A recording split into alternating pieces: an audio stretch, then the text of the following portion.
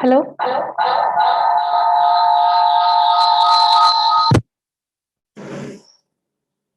Your sister. Fascinating.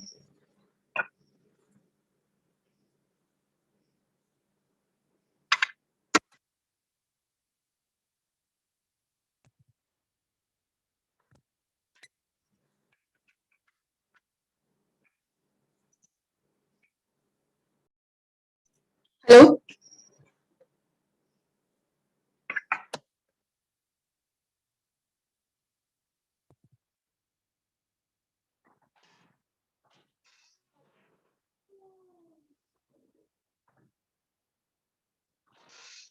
He's asking to share slide. Yeah.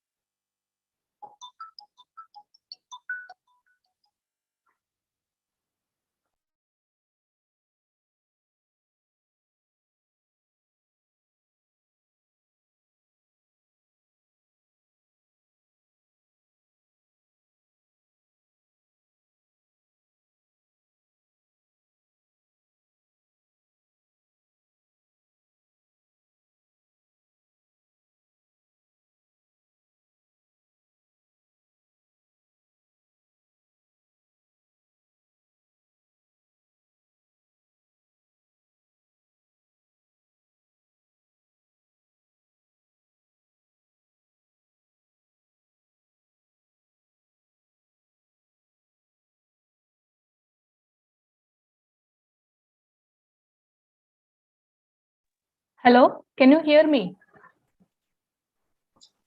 Yes, I can. Can you hear me? Yes, sir. Okay. Good morning, sir. Good morning. Welcome, Professor Wineland. Thank you.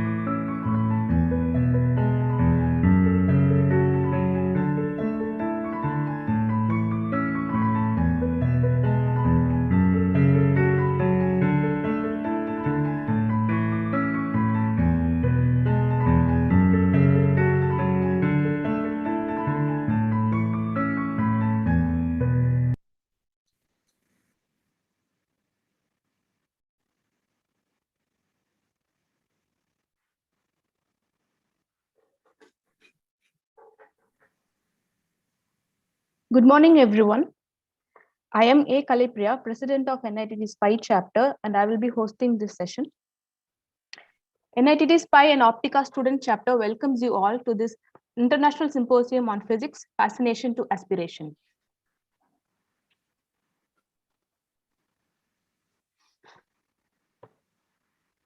Without any further ado, I welcome our Honorable Dr. Minishaji Thomas, Director at NITT Tiruchirappalli, to give inaugural address. It's my immense pleasure to introduce our director, Dr. Minishaji Thomas, was the founder of Center for Innovation and Entrepreneurship, Jamia Millia Islamia, professor in the Department of Electrical Engineering. She did her MTech in IIT Madras, gold medalist, and PhD from IIT Delhi in Electrical Engineering. She is the president of Shastri Indo-Canadian Institute that promotes understanding between India and Canada through academic activities and exchanges. She is currently a board of directors of Indo-US Science and Technology Forum. Under her tenure, the position of the institute improved to 9th from 12th in engineering and 24th from 34th in overall position in the NIRF India ranking in over the last 3 years. She has received numerous awards over the years, including IEEE Society Outstanding Chapter Chair Award in 2013. I welcome our Honorable Director, Dr. Minishaji Thomas, to give the inaugural address. Over to you, ma'am.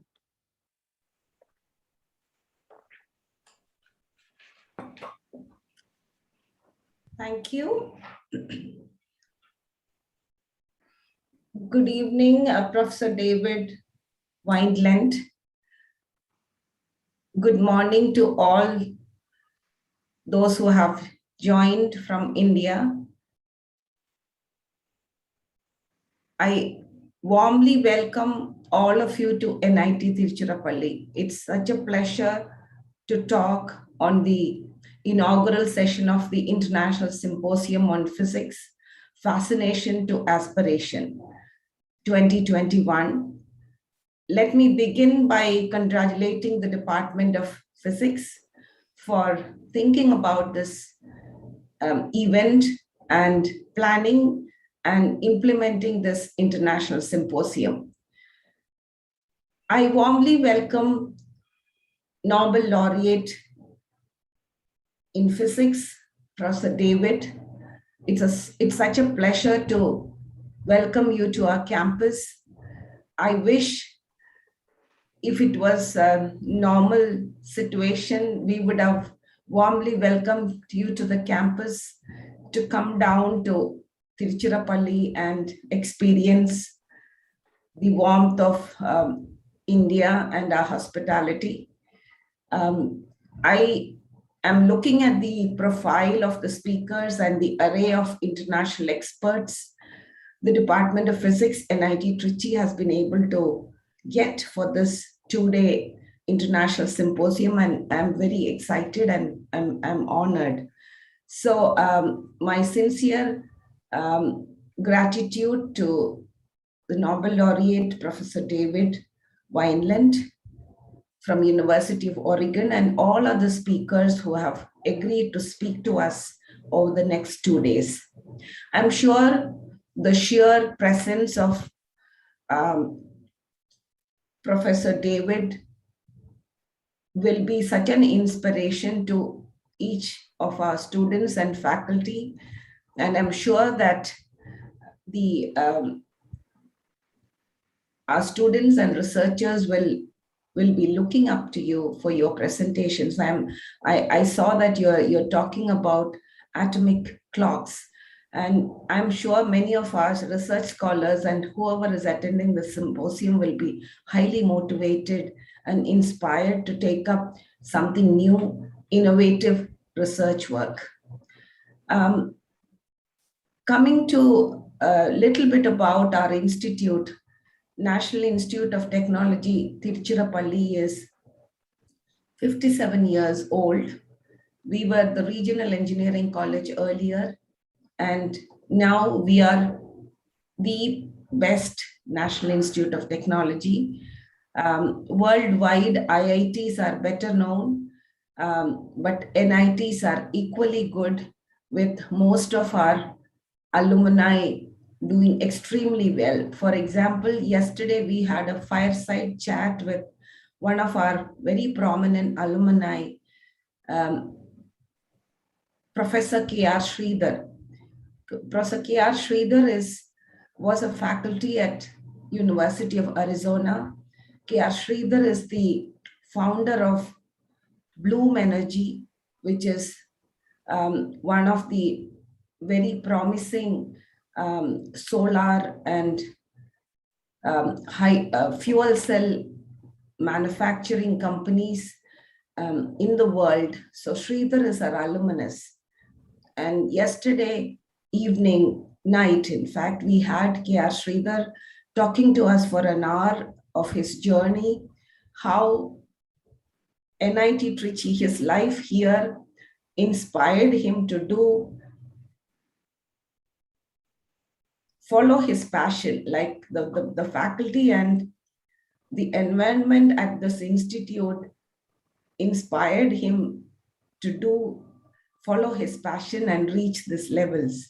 So our institute is blessed with excellent faculty and students like Sridhar and many others to our credit.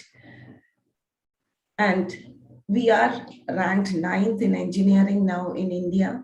And we have invested heavily into research over the last 3 years so that our faculty and students have enough equipment and facilities to go ahead and do their research and look at their dreams and reach there. And we are also blessed with inspirational leaders like Bharat Ratna APJ Abdul Kalam, who studied in Trichy. So he is also our inspiration. And many of our students dream high, our faculty dream high, and they are able to achieve their dreams. So with this brief introductory remarks, I'm very glad to inaugurate this 2-day international symposium on physics, fascination to aspiration. What an apt caption to an international symposium: fascination or dreams to aspirations and realities. Many of the speakers have done it. They have been able to aspire and create new things. And I'm sure the talk by Professor David and all others will inspire my faculty and students to do extremely well. My best wishes to the workshop. And once again, I thank Professor David Wineland for agreeing to be our keynote speaker today. And I invite him to visit the Institute sometime in future. Thank you very much. Thank you, ma'am, for your wonderful inaugural address.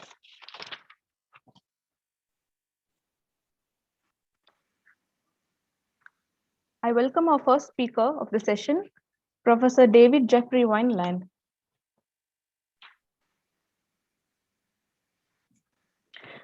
Professor Wineland received his BA degree from the University of California, Berkeley in 1965 and his PhD degree from Harvard University in 1970. Following a postdoctoral position at the University of Washington in 1975, he joined the National Institute of Standards and Technology, NIST, in Boulder, Colorado, where he served as leader of experimental group working with the trapped atomic ions until the end of 2017. Currently, he is a Philip H. Knight Distinguished Research Chair in the Department of Physics at the University of Oregon. His research focuses on quantum state manipulation of atomic and atomic-like systems with application towards quantum information, including quantum computation and quantum limited metrology. He holds an adjunct professor position at the University of Colorado and a research associate position at NIST. He was awarded the 2012 Nobel Prize in Physics, jointly with Serge Hiroshi, for groundbreaking experimental methods that enable measuring and manipulation of individual quantum systems. He is the fellow of several reputed academies and he has received copious awards and honors for his phenomenal work in quantum information. some of which are Davison-Germer Prize in Atomic or Surface Physics in 1990, Einstein Prize for Laser Science in 1996, Arthur L. Shalhoub Prize in Laser Science in 2001, National Medal of Science in 2007, Benjamin Franklin Medal in 2010, Golden Plate Award of American Academy of Achievement in 2014, and 2019 Michias Quantum Prize. It's our privilege to welcome Professor David J. Wineland to give his talk on atomic clocks. You may share your screen, Professor. Thank you. Over to you. Okay, thank you.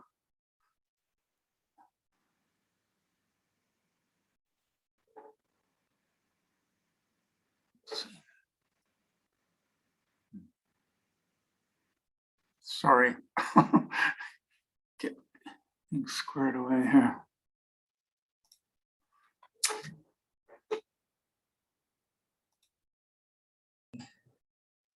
Dr. Kalapriya, you have to unshare your screen. Thank you, ma'am.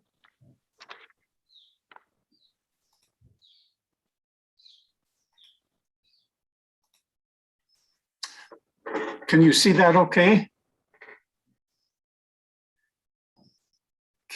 Can you see my first view graph okay? Not yet, No, sir. Professor. We Can you share again? Okay, yeah, sorry. Let's see. Here we go.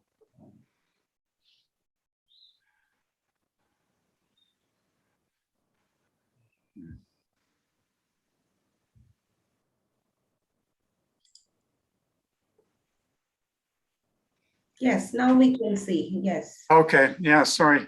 I'm still learning this. I'm sure all the students know how to do this much better than I do. But anyway, so yeah, thank you for the nice introduction. And now can you see my first slide okay? Yes, we can see. We can see. Can you yes. see my yellow arrow? Yes, we can see. Okay. It's a blue arrow for us. Okay. No, I have a cursor that's moving. Do you see that? Yes, we can Yes, see sir. the Okay. yellow cursor. Yes. Yes, sir. Okay. All right. Sorry for holding things up here, but anyway, I again thank you for the nice introduction, and it's it's a pleasure for me to speak to you this morning, tonight for me. And just to summarize what I'll talk about is I'll try to answer the question why do we want precise clocks, and I'll give some basic ideas of how atomic clock works. The basic ideas are actually pretty simple. In the last 10 or 15 years, we've now gone to clocks that tick. Their tick rate is at optical frequencies, and I'm going to give some examples from NIST, where I was in Boulder, Colorado. But there's many good experiments using neutral atoms as well. And I'll conclude by saying just kind of where we are in the field right now and where the future might go. So and also along the way, I'll include a little bit of my personal history. Actually, I started graduate school in 1965, and I started working on clocks as far back as that, and I'm not exclusively working on clocks now, but I've been off and on working on clocks throughout my whole career. So why do we want precise clocks? And for centuries, they've been used in navigation, and the sort of traditionally to find, for example, latitude, that is the north-south position on Earth.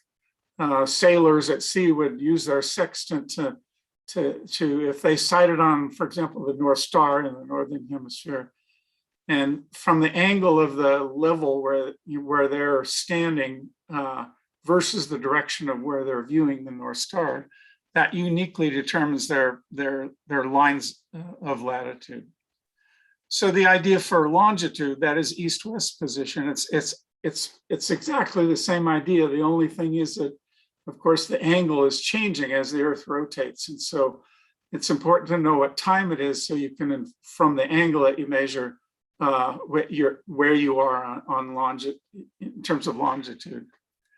And just to give an idea of the errors in position due to errors in time, the students can do this simple calculation, but if there's an error in time of delta t, then the error in distance plugging in the radius of the Earth and so on, the error in distance turns out to be about, if the error in the clock is 1 second, then the error in the distance turns out to be about a half a kilometer.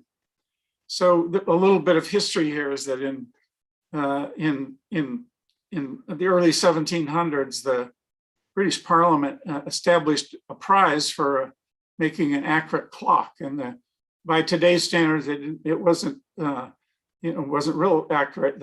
And the reason they did this was that there had been a series of naval disasters in Britain due to the inability to find location, particularly longitude. And so there was a prize given for 20,000 lira, which is a huge amount of money in those days. And if someone could make a clock which would give precisions of about 30 nautical miles, so that would be an error corresponding to an error of about 2 minutes.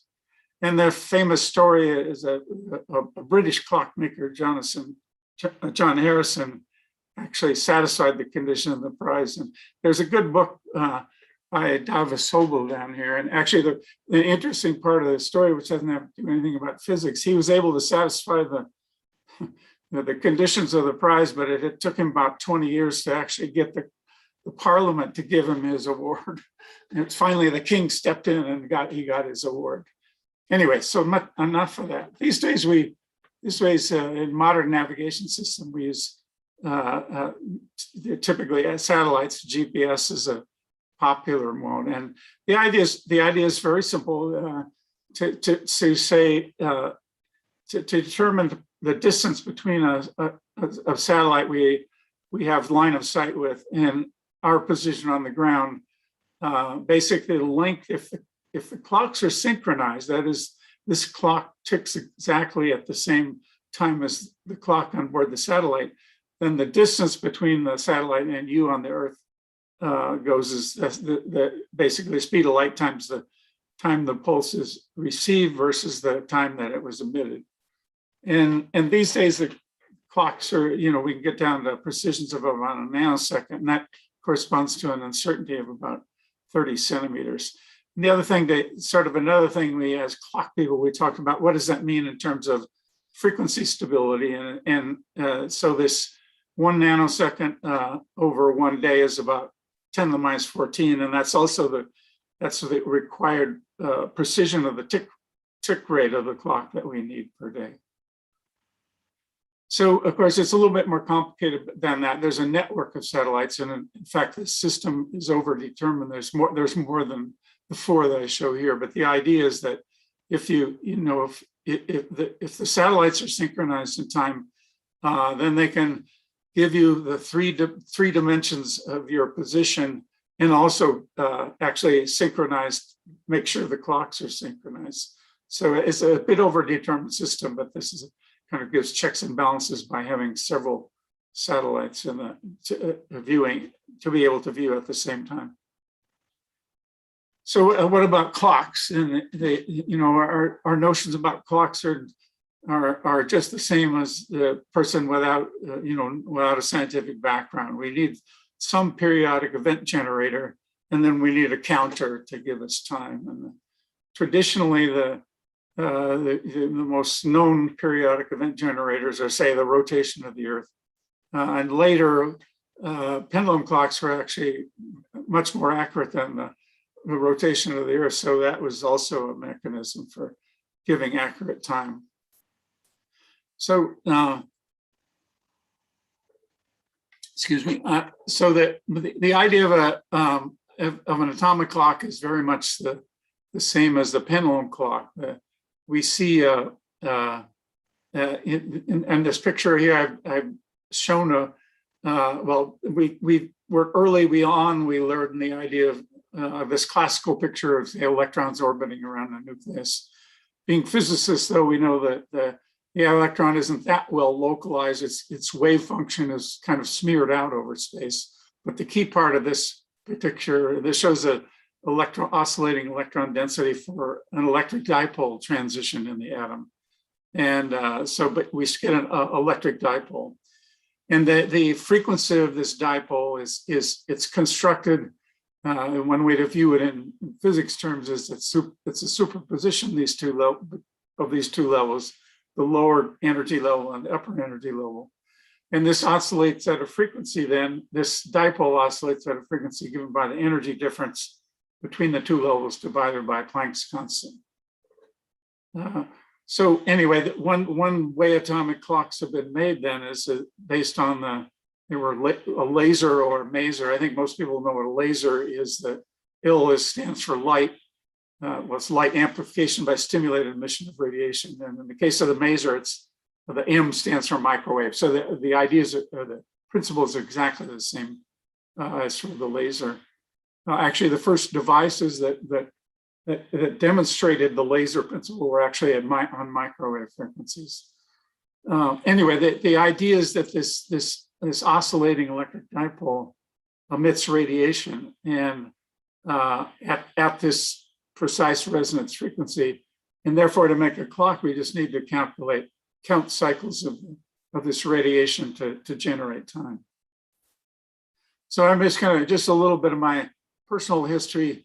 I started graduate school in 1965 at Harvard, and I ended up in the group of one of the most famous atomic physicists. Is Norman Ramsey standing there.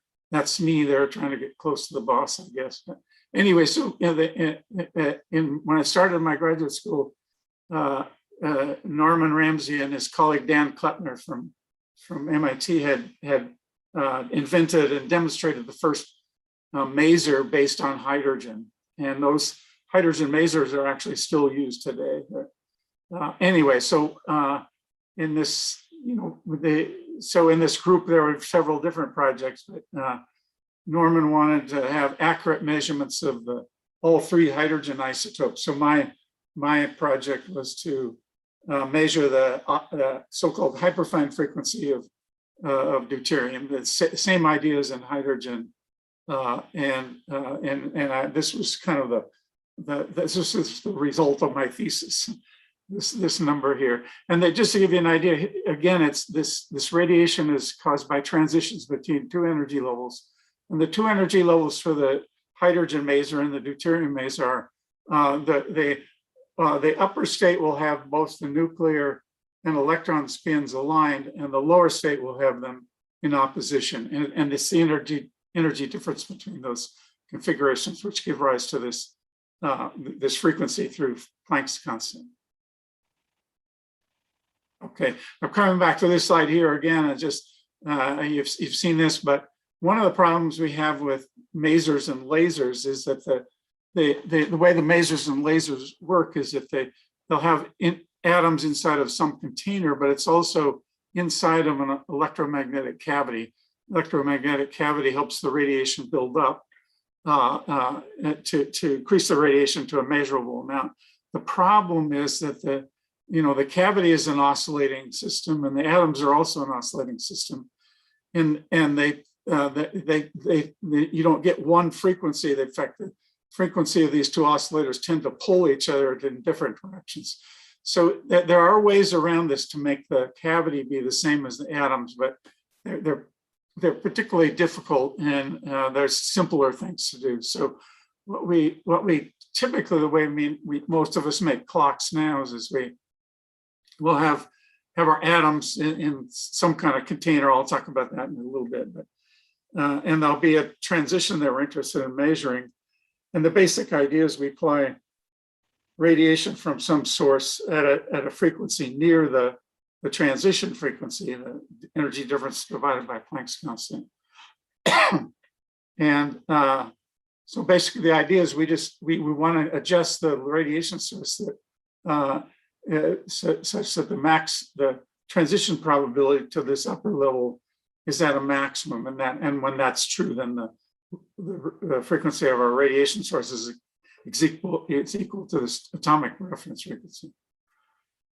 So and then of course when this condition is met, we just measure the cycles of radiation from the source, a laser or a microwave source.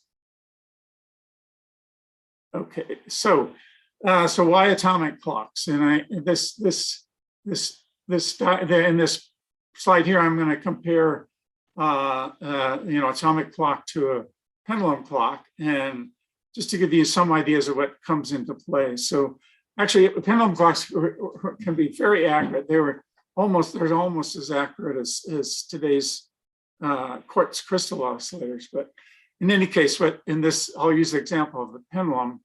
So that we have to worry in all these experiments, we have to worry about sensitivity of the oscillation frequency due to environmental effects, and one is temperature.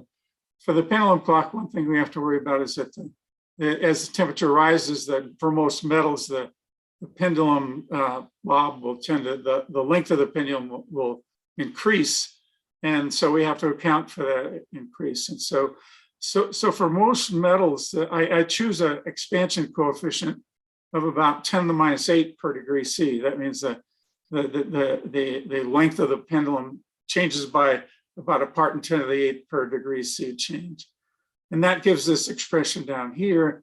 Now this expansion coefficient I've chosen down here is actually one of the best ones you can get with a solid material. And most metals have a expansion coefficient of several hundred times larger than this. But anyway, we can get some metals that the expansion coefficient is low enough that it's fairly small.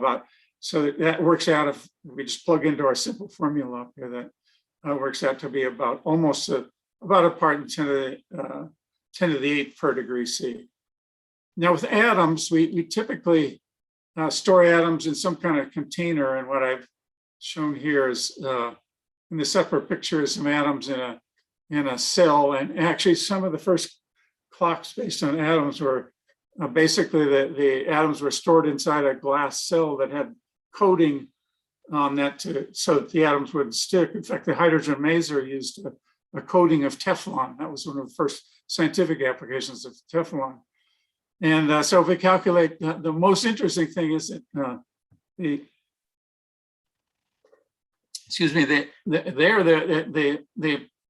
the temperature effect is something due to something very fundamental coming from Einstein.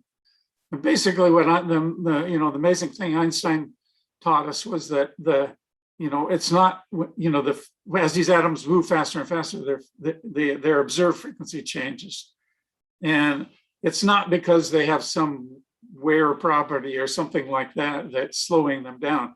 What Einstein told us, of course, is that time moves slower for objects that are moving relative to us. And this so-called relativistic time dilation, this particular class on relativity, this is one of the first things you learn. But anyway, it's given by this expression here where the V is the velocity, mean velocity of the atoms. And in any case, the temperature coefficient then turns out to be about a part in 10 to the 13th times the temperature of the atoms divided by their atomic mass. And an example is cesium-133, when the temperature coefficient there then is about a part in 10 to the 15th per degree C. So obviously one of the big advantages of using atomic clocks is that this temperature expansion coefficient is almost 7 orders of magnitude lower than for, say, the pendulum clock. And what about reproducibility? Of course, there's always manufacturing tolerances, and so not all pendulum clocks will have exactly the same length of the pendulum. And it also depends, of course, on the local value of gravity, and that may not be known enough. And of course, there can be wear on the atom too. The pivot point can have a bearing that wears over time, and that gives a lengthening of the pendulum. So with atoms, one nice thing is that as far as we know, all atoms of a particular species, like cesium-133, are exactly identical. And atoms don't wear out. That is, if long we can keep them around, they run exactly always the same frequency. And in fact, so the first atomic clocks were based on cesium atoms that in an atomic beam apparatus. And so in the mid 1960s, it was clear that the atomic clocks were better than any other timekeeper. So it was decided by international convention that the definition of the length of time, the second, would be due to 9 billion and so many cycles of this hyperfine transition in cesium, very similar to the hydrogen transition. So as I said, that was decided in 1967, and I'll come back to this later, but this is still the internationally agreed on definition of the second. So why do we go to optical clocks? And one of the main reasons is that the tick rate can be much faster. So I'm going to give you a little, tell you a little bit about an ion we worked on, mercury 199, and we worked on an optical transition. This is the atomic physics notation. If you're not familiar with that, just think of levels 1 and 2. But anyway, the frequency then of this transition, it's in the ultraviolet, and this was our most recent measured value of this transition frequency. The other nice thing about these, some optical transitions, including mercury, is that the range over which they absorb can be very small. It's just about 1.5 hertz for this mercury example. And so this absorption feature is so narrow that it gives us very good discrimination on the laser frequency we apply. And I won't describe how we actually lock to the center frequency, but there's some simple schemes for doing that. So our atomic clocks, our optical clocks, is an idea. And the answer is no. Actually, someone discovered this from this is from a text written by Lord Kelvin and his colleague Peter Tate in the late 1800s, and they in this text they wrote that recent discoveries of natural standards of pieces of matter such as hydrogen or sodium, and they were actually thinking about sodium, are absolutely alike in every physical property. So they understood this idea that they were reproducible. And they also said the time of vibration of sodium particle corresponding to one of its known is known to be absolutely independent of its position in the universe and will remain so. Well, they can be excused on this last part. This last part is not exactly right, and I'll get into that too later, but they didn't know about Einstein's theory of general relativity. And as I say, that means this last sentence isn't quite true, but I'll get to that in just a little bit. So anyway, so that was what I was going to highlight, that statement is incorrect. So what I'm going to talk about is, I mentioned that neutral atoms can be stored inside of a glass cell that maybe has a coating to prevent them from sticking to the walls. But with ions, we use what we call traps, ion traps. And the two inventors of the ion traps was Hans Themel at the University of Washington and Wolfgang Paul, who was at Bonn University at that time. And I won't go into the details. It's something that your students, I could walk through your students it takes about a half hour to really get the idea of how these work. But in any case, the net result is we apply a combination of static and oscillating electric potentials. And inside this 3 electrode structure, it creates a harmonic well for the ions. And an analogy in two directions is just a marble in a bowl, and it's not more complicated than that. So anyway, Hans Themel and Wolfgang Paul, they shared the Nobel Prize with Norman Ramsey in 1989 for the invention of because of the invention of the ion traps, and Norman because of his spectroscopic methods. So I'm going to feature one experiment in our lab. So this is an experiment where my long-term colleague, Jim Berquist, was heading up this experiment. And the transition that we were interested in there, I show the atomic notation. But this was this transition was also at an ultraviolet. It's about as I mentioned before, about 280 nanometers. And this also, I mentioned this has a relatively long lifetime in the upper state, so we can get a line width discrimination of about 1.5 hertz. So how do we detect when the ions have made a transition? So what a lot of the atomic physics experiments use this technique, and in mercury, what we look for is there's another transition also in the ultraviolet, even at an even shorter wavelength. But the idea is that this transition has a very short lifetime, by a couple of nanoseconds. And so we can scatter radiation at a very high rate on this transition and collect some of it in a photodetector.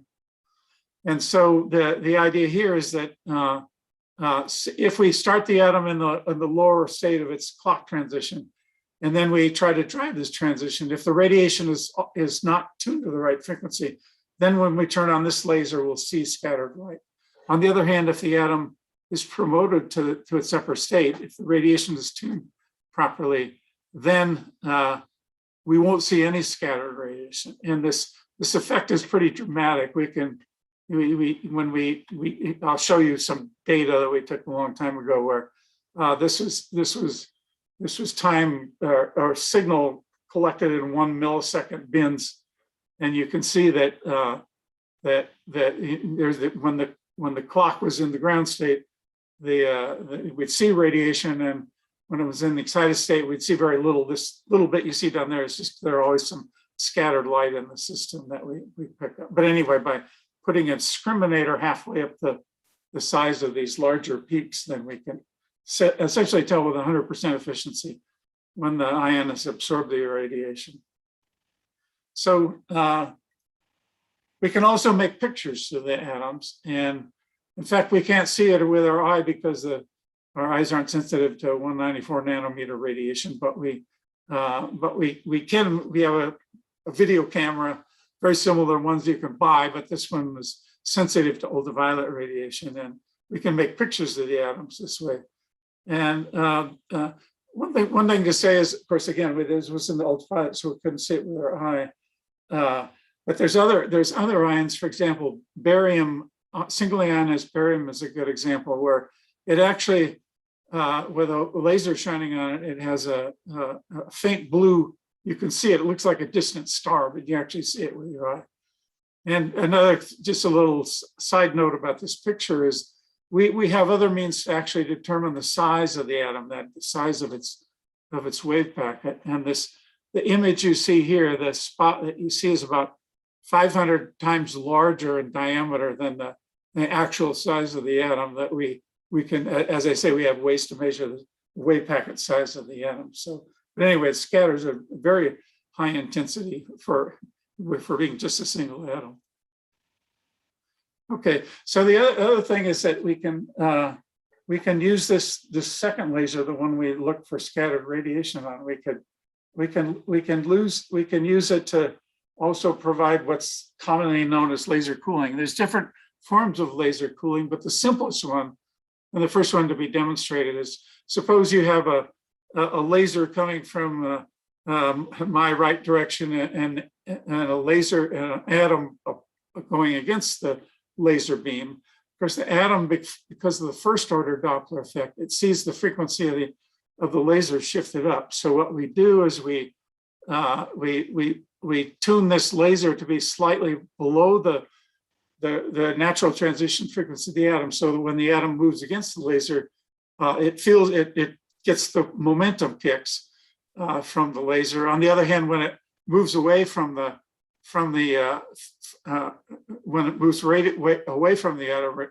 radiation source, this Doppler shifted in the other direction. So there's a big difference with which direction it's moving, and because it gets the momentum kicks while it's moving against the laser beam, it tends to slow it down. It's called basically radiation pressure.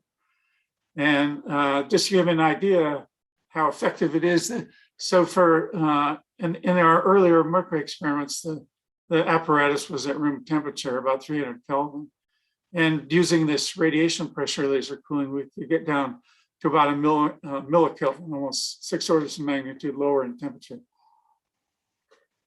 So with that, that would sufficiently take care of the relativistic time dilation shift. And now, pardon me, nowadays we can get to much lower temperatures, but this is sufficient for the clocks.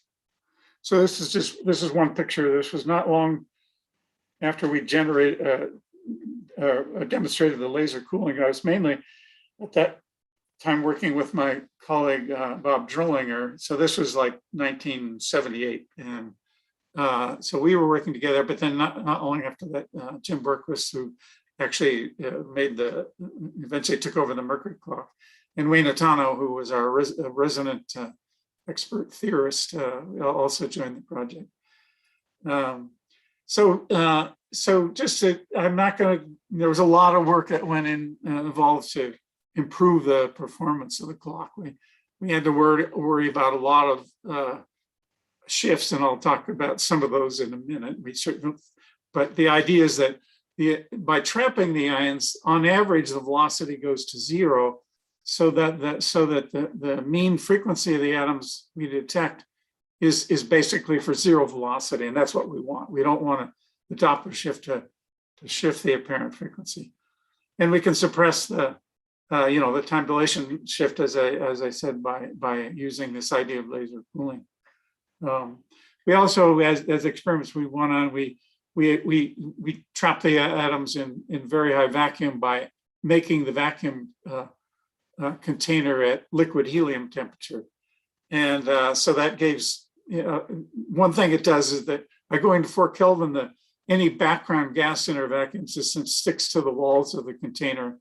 And basically then we can suppress any collisional effects from black body or from collisions with the atoms. And there's also a thing, it's called, the technical term is black body shift, but it's basically, this is radiation that shifts the frequency of the clocks. It's due to thermal radiation. And so the nice thing is that is this thermal radiation shift of the temperature of the atom's frequency, it goes down as the 4th power of the temperature. So from going to 300 Kelvin, that's roughly room temperature, down to 4 Kelvin, we vastly reduced that shift. And so that was another reason for going to these very low temperatures. Anyway, there's a lot of other details that went into the improvements of the clock. But anyway, by the mid 2000s, we were getting to a level where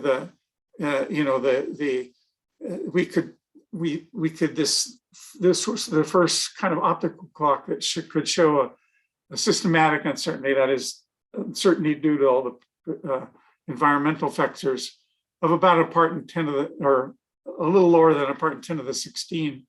And this was better than the best cesium clocks at that time. And so in some sense, the cesium clocks are still used because the optical experiments are more complicated, but finally we got to the point where we could get better precisions, better accuracies by going to optical transitions.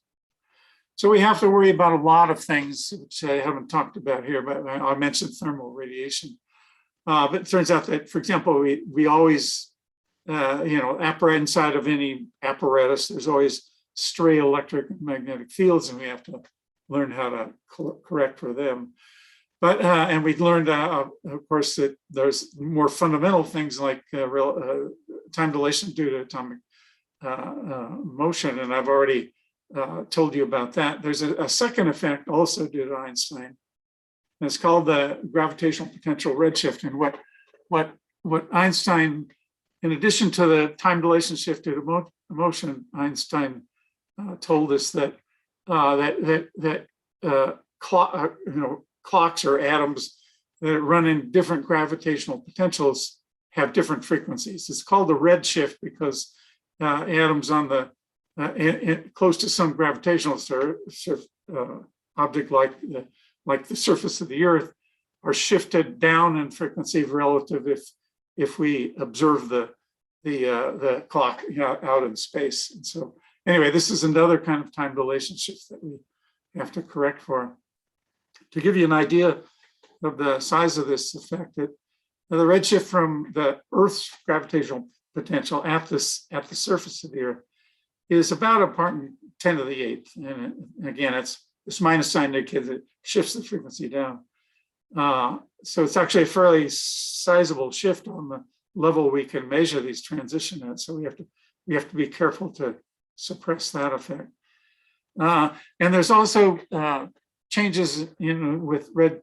I mean, because of the gravitational potential, there's changes in clock frequency with changes in height. And I haven't worked out the math for you here, but this gravitational potential shift is given by a change in the shift is given by the local value of gravity times the change in height, say a clock on the ground versus one at some high altitude.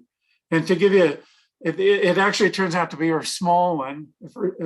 I'm going to say we still have to worry about it, but to give you an idea how it affects things on a human scale, a little story about it is, suppose you and a twin sibling were separated at birth, and you live at sea level and your twin lives in Boulder, Colorado, which is about 1.5 kilometers above sea level. It turns out that after 80 years, your twin will only be about a millisecond older than you do to this slowing down of time due to this gravitational redshift. So it's a very small effect on the human scale, but we can see it with our accurate clocks. And so kind of as a fun way to demonstrate that. So this picture here is that shows then later on we shifted to a dipole transition in aluminum, and it also had a wavelength close to what the mercury transition was. But one nice thing is it had an upper lifetime of about 200 times longer than the mercury ion, so we could get even much narrower resonance to give us much better resolution on where to tune the lasers. And these are, whoops, I should have said these are the project now is led by these two guys, Dave Leverett and David Hume. Anyway, we're gonna also on this table here, it doesn't look like a clock, and I don't have time to go through all the details, but all this stuff you see on the table, you can see this shiny tube here. That's actually part of the vacuum system where our ion trap is in where we trap the mercury ions. And all this other stuff you see around us, it's mostly optics, mirrors, and lenses to guide the laser beams, and the lasers are actually on the other end of this table here. So it's not very complicated and not very compact yet, of course. But anyway, this is the kind of thing we play with in the lab. And so basically what we did to demonstrate this gravitational potential redshift, we had a reference clock in another room, call that clock number 2. And it had a similar setup, and the tables are off the ground about the same amount. And so we measured the ratio of the two frequencies. And this wasn't one of our most accurate measurements, but so a little under a part in 10 to the 17, the frequencies were equal. And then one of our people working on the apparatus, this is James Chow, and you see what he's done. He's put some jacks under this table, and he jacks the table up, and then at a height of about 33 centimeters, we compared the ratio of the clocks again. And so you can see that the ratio has gone up because this clock runs faster now. It's in a weaker gravitational potential. And it's not a big effect, but we can see a statistically significant change in the frequency of about 4 parts in 10 to the 17th in this demonstration. So I've been focusing on atomic clocks based on atomic ions, and most of them are on singly ionized atoms. But optical transitions are also very good. And this isn't the most up-to-date reference, but if you're interested in this kind of thing, I still like this reference because it covered all optical clocks. There are individual reports where they get higher accuracies, but this is a good place to start if you're interested in this reference here. But anyway, the neutral atom people can also trap their atoms in harmonic wells, and I won't have time to explain how this works, but it's called an optical lattice. It looks in 2 dimensions, looks like an egg crate or something, where the atoms, individual atoms, can be stored in these potential wells, and they get on the order of a wavelength apart. So it can be very compact. In any case, the way the experiments work is very similar to the way the mercury ion clock works. They trap their atoms, they shine radiation on the atoms, and then see when that radiation is tuned to maximally excite the transitions that they're interested in. And they also, the best experiments for neutral atoms also use optical transitions. So that's kind of where we are at now. I didn't say it, but so the best clocks, and they're the optical clocks, have an uncertainty due to all the systematic, the environmental effects and so on that I mentioned, of around a part in 10 to the 18. And so what's the future? I mean, this kind of precision is good enough to get you from your home to the grocery store, for example. So we don't need it for that. But for example, anyway, at this level of precision, we should be able to navigate at the certainly in terms of height at the 1 centimeter scale. And this ain't my saying like a little esoteric, but actually one thing people are thinking about is if we can use our clocks to measure earth strain, that is where the 2 locations separated on the order of a kilometer, the relative heights will change. And by having this precision in measuring the relative heights, measuring the strain, it might be able to help us predict earthquakes, because strain is always a precursor of earthquakes. And the other thing is we can use these clocks to measure the gravitational, to turn the problem around and measure the gravitational potential redshift around the world. And there's also, of course, there's many, as physicists, we're thinking of things we could possibly do in fundamental science. And one thing several, our lab and other labs have done is if we compare clocks that are based on different species, we did one with mercury versus cesium. And the thing is that the cesium transition and the mercury transition, they depend on different ratios of the fundamental forces. For example, electromagnetic strong and weak forces. The proportions of the percentage contributions of those different forces are different in the 2 atoms. And so people have come up with the idea that this is a way, if the basic forces of nature, that is this strong, weak, and electromagnetic, were changing in time, if their relative strengths were changing, we could possibly detect that. So we've looked for that, and we haven't seen anything yet, but it's still something interesting to go after. With also these accurate clocks, we can potentially detect gravity waves, and people are thinking about that. In that case, it's very much like the gravity wave meters in place. If there's 2 clocks separated and they feel or if a gravitational wave causes their relative separation to shrink and expand, by looking at the frequency of the clocks, we should be able to also detect gravity waves. We can also, these theorists have, of course, people don't know what the dark matter is that people talk about, but there's theorists who will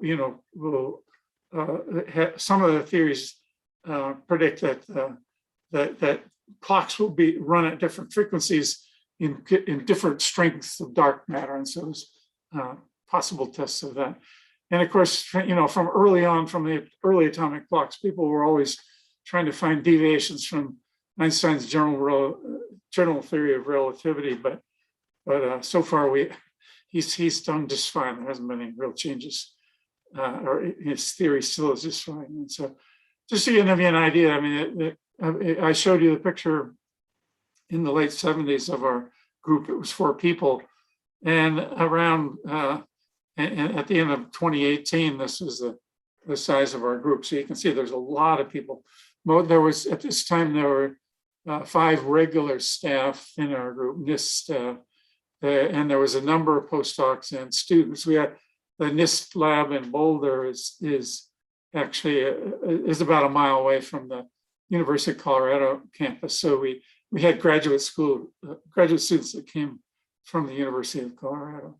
And of course, one important thing is, the funding, and we got, in addition to the support we got from this, we got support from some other government agencies. And these particular ones had particular interest in clocks. And so anyway, all I wanted to say with this picture is that it's a big enterprise. You can see a lot of people were involved in these experiments. And there's many labs like the NIST one around the world. So this is, it's a big global effort to try to make these clocks better and better. So just that's basic. Oh, I wanted to also say, I worked at NIST for most of my career, and we had really great managers. I would say that for the director for most of the time her name was Catherine Gebbe, and she was extremely supportive of our work. Basically, we couldn't work on crazy stuff, but she allowed us to choose our own direction, which was really a really nice thing for us. So I'll give you some of the students, are often interested, maybe sort of here, someone like me, got to where I am. And so I'll give you a little history. My parents lived through it's called the Great Depression in the US, from the 10 years from about 1930 to 1940.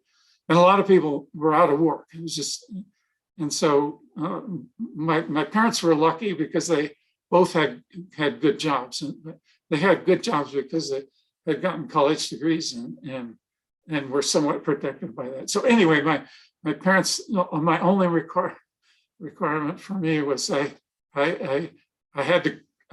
needed to maintain good grades in school in order so I could go to college, and that wasn't a problem because I actually liked school, so that was easy. And my father also played or encouraged me with simple math games and in fact I was a math major until my second year of college, and then I switched to physics. So let's see, sorry, I keep going back further.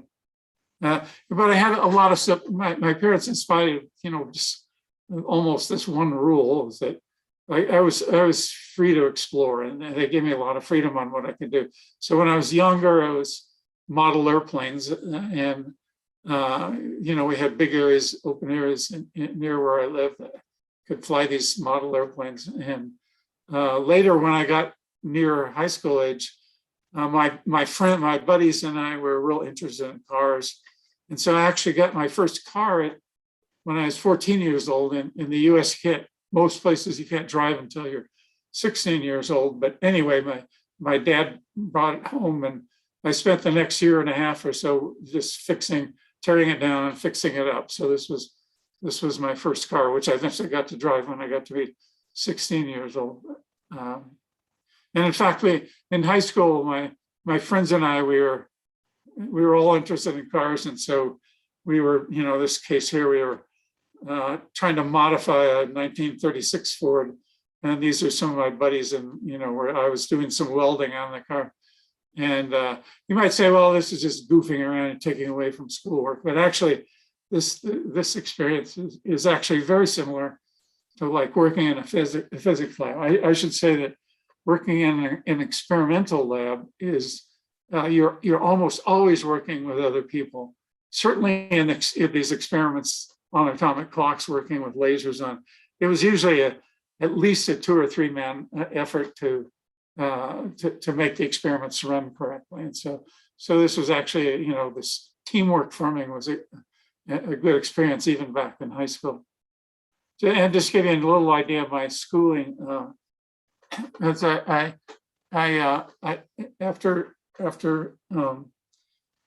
high school, I spent my first 2 years at the University of California at Davis. And part of the reason was it was close to where I live. But it had been historically primarily an agricultural school, and it still is one of the top agricultural schools.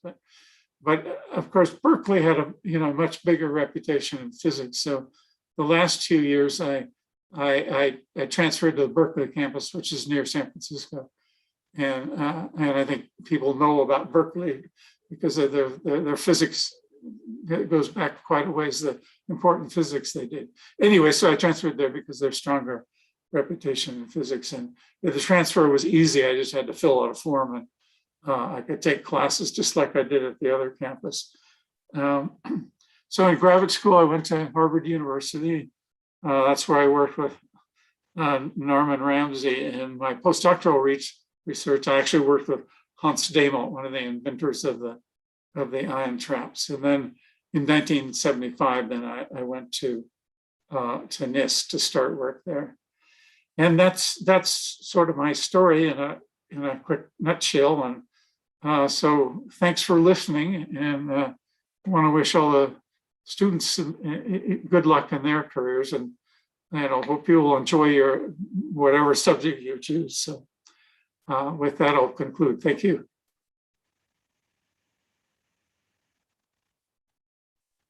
Thank you, Professor, for your intelligible lecture on your fascinating work. I'm sure it would have triggered and inspired many participants to take up research and stirred up their interest in science.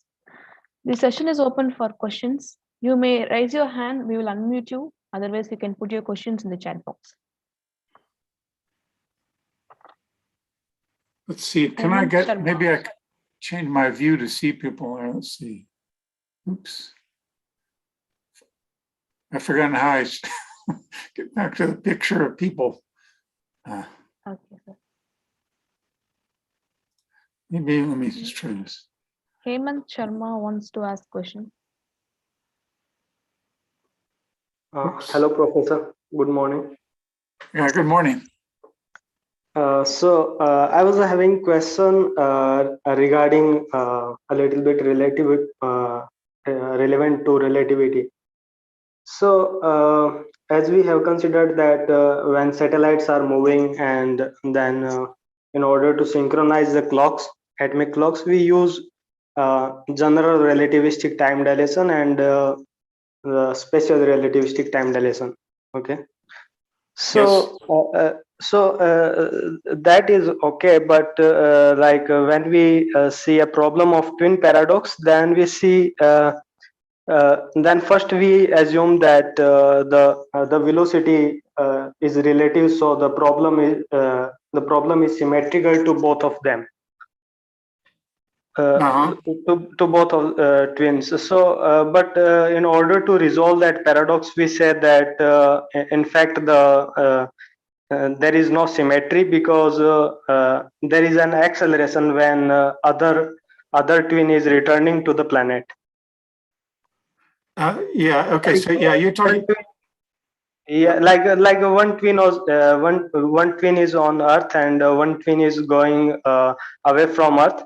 Then we assume that the velocity is like the first is moving to the moving with respect to the other with respect to same velocity. So the problem should be symmetrical, but that is not, because the second have to accelerate in order to come back to the Earth. So that is a kind of thing that we say in order to resolve that. So in that particular time when the second twin accelerates, then that is a huge time, huge time elapse with respect to him due to the acceleration.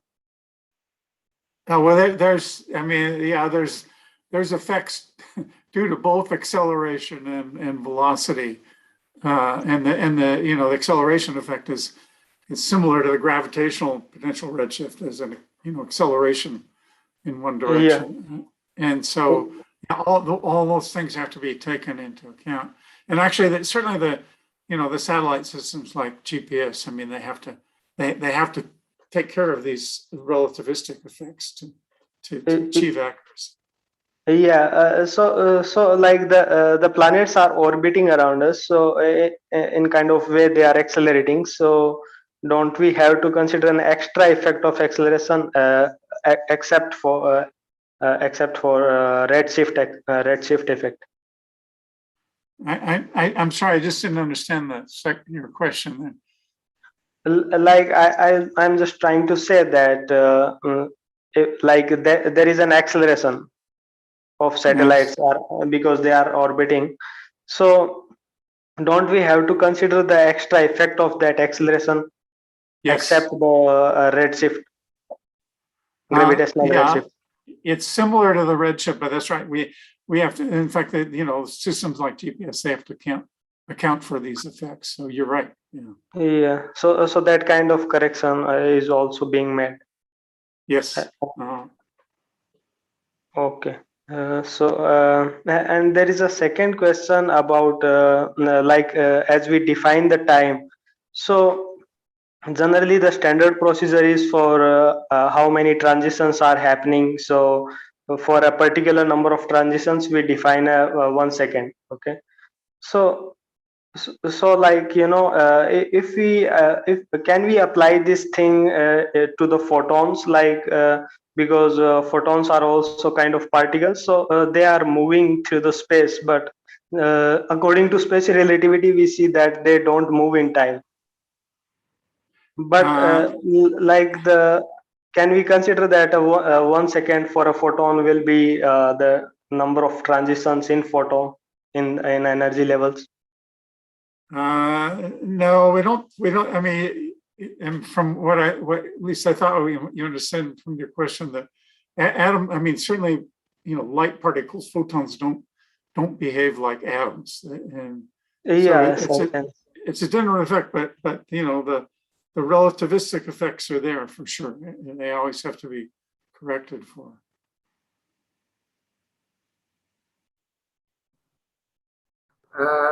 I'm Justin. Thank you for your wonderful lecture and sparing time with us. Oh, you're welcome. And my question is what is the difficult part in your scientific career? What is the most difficult part in your? I think. I mean, yeah. I think. I mean, certainly. There'll be there. There were certain, like anybody else. I think there were certainly times during my, especially during when I was in school and the postdoc, that there were things that just wouldn't work, and so often you're faced with, maybe you've chosen a problem that's just too hard, it's impractical, and so you have to be willing to change gears. And I would say for the in this, for example, I mostly was focusing on atomic clocks and precision spectroscopy. And I think that, the thing is when you will run into, roadblocks that, you're not able to move ahead. But I think, I mean, the usual thing is that'll point you to something else that's still interesting to do. So I don't, things don't always turn out the way you plan, but there's always interesting work that's related, that the road barriers can lead you to. So it's just sort of, I think it's sort of normal. So you don't want to expect to have everything work perfectly the first time, for sure. Thank you. There's a question in the chat box from Ashish Kumar, from Kishan Bajpai. How to decide in which direction we are making our intuition in physics is right path?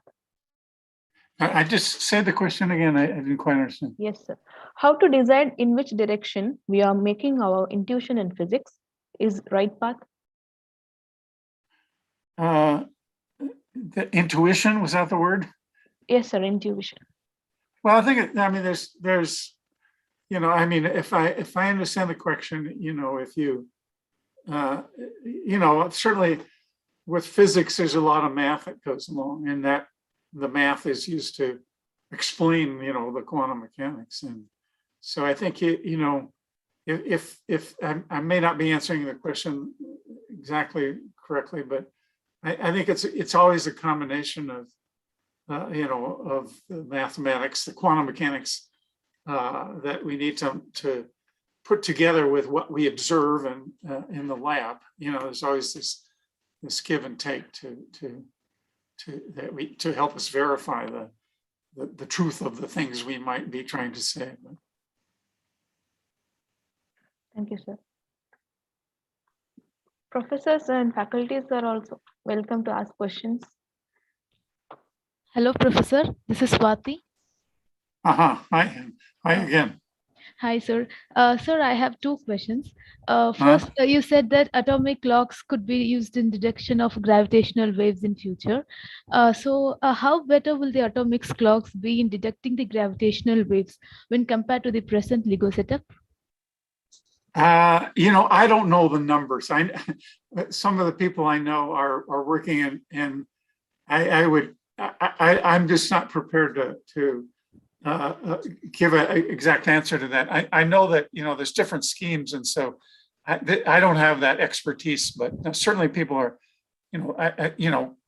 seriously considering that atoms in the way I described might be able to, or atomic clocks might be able to sense gravity waves, but it's in the numbers, and I actually don't know how the comparisons look, exactly. But I think, I think that, that because there's so many people thinking about it, I think there's a good chance that the atomic clocks for gravity wave detection may work. And I apologize, I'm just not up on the numbers there.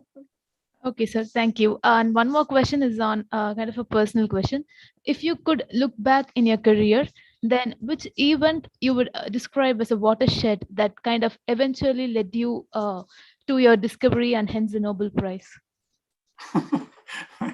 I don't know whether there's. I would say probably for most people that receive the Nobel Prize, I don't think there's one thing. I mean, occasionally it might be, some particular event, and in fact, the Nobel Prizes, I think they were designed to be given for a particular thing, but I think in fact what happens in most cases, certainly in mine, that it's given, it's given, for a body of work that, rather than one particular thing. As I say that, in my case,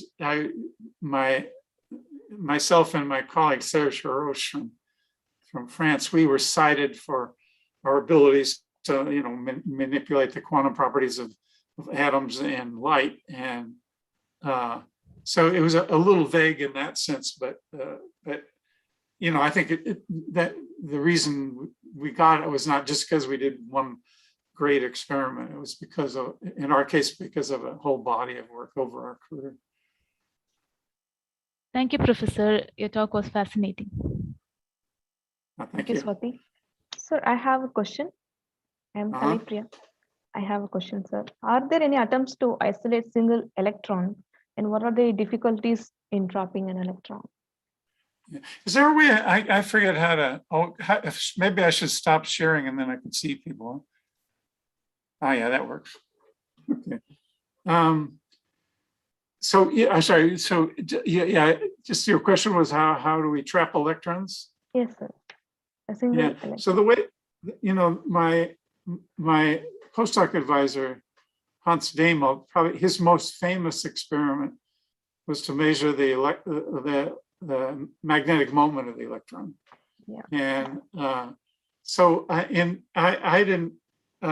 I wasn't at the time that I was working with him, that the experiment hadn't been reached yet. But one of the things, I guess one of the, maybe a small contribution I made during my postdoc work was that it became clear, we could trap electrons in a different kind of trap, but it's a trap that uses a combination of static, electric, and magnetic fields. But anyway, it's just a slightly different trap. But anyway, so we were trying to develop just the trapping techniques. And so one of the,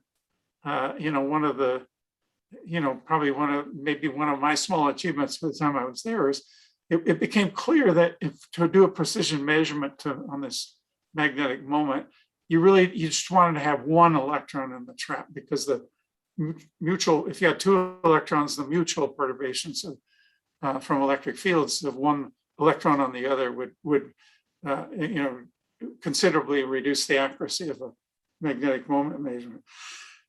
Excuse me. So I guess one of the things I did when I was with him, this was the early 70s, is we were able to load electrons, and the way we could detect electrons is basically we would just look for induced currents. The electrons are moving, and they induce currents in the electrodes of the trap, and we could measure those currents such that when we force the motion of the electrons to some high amplitude, we could see an easily detectable signal. And the way we identified that we had one electron is if we loaded, in one of our papers, we had some data where we showed the first driving seven electrons together in the trap.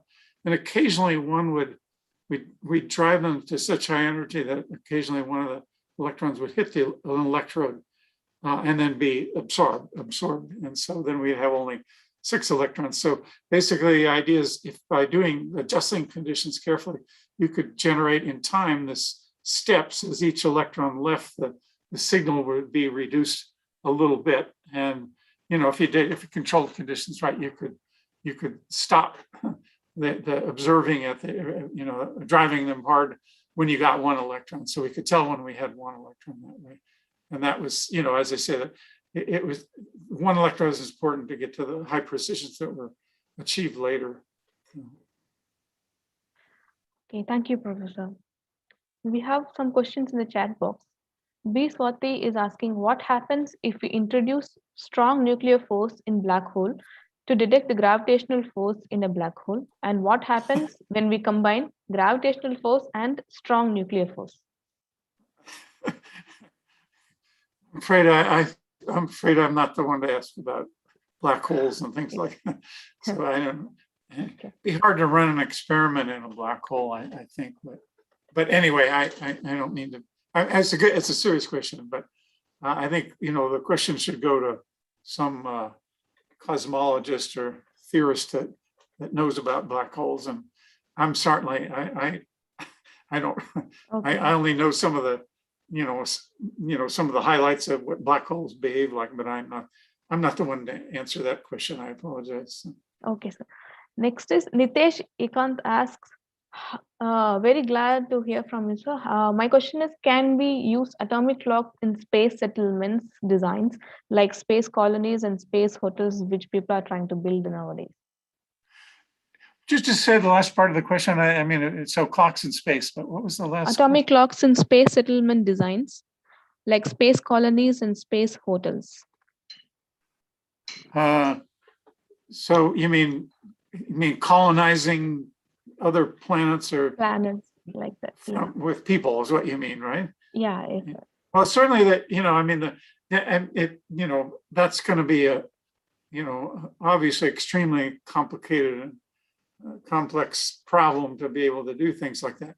But I should say that the atomic clocks are very important for the navigation. And in fact, there's actually just one little news item that happened in the last month was that there's a laboratory called the Jet Propulsion Laboratory in near Los Angeles, and they're famous for spaceborne missions. And they made they put in a trapped ion clock on board one of their satellites. And one of the types of projects they're interested in is sending so-called deep space probes, where the satellites go, I don't know how far they go, but, on the order of our, size of our galaxy. And they want to be able to track the frequency of the clocks as they're going. So it's important the main thing comes back to the fact that I think the main thing is that the clocks are important in navigation.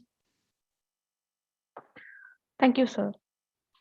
So I have a question regarding the space telescopes that recently went up, the James Webb Telescope. What kind of atomic clocks is that being used, and how was this related to your contributions? Well, I'm not up on that. I know that hydrogen masers have been used, and the one way atomic clocks are used for astrophysical observation is is the, you'll have for example, at least 2 clocks that are separated by some distance on the surface of the Earth. And they can measure, say they tune into the same signal from some distant, object.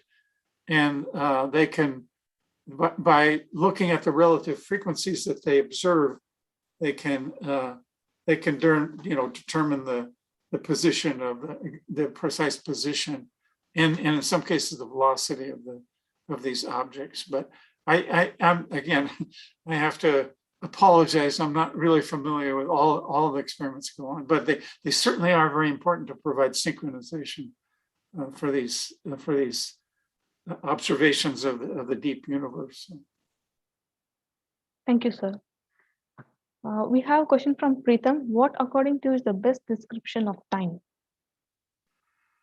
Oh, I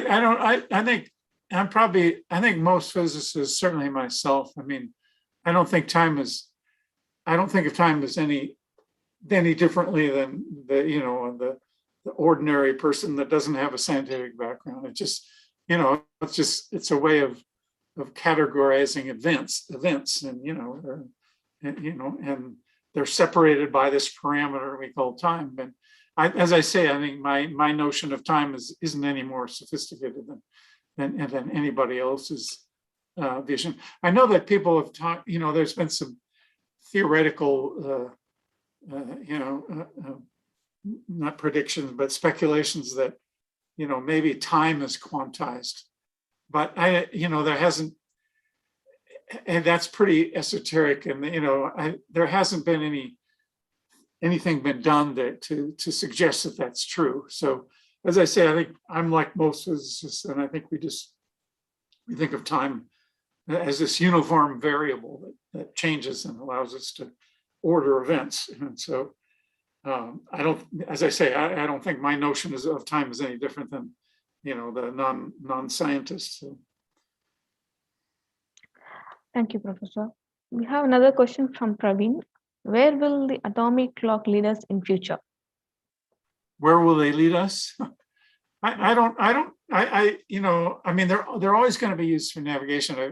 I mentioned the possible new applications to measure Earth strains and such things. But I would say that the better the clocks we make, there's always seem to be new applications that arise, including the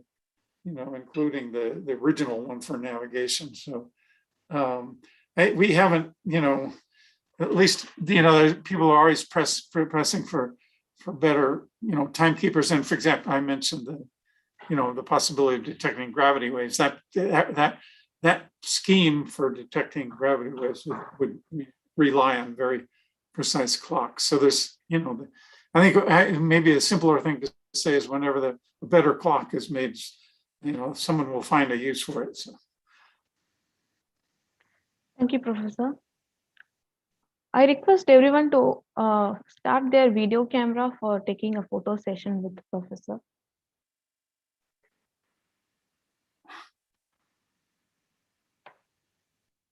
If you have any other questions, you may raise your hand or post it in the chat box.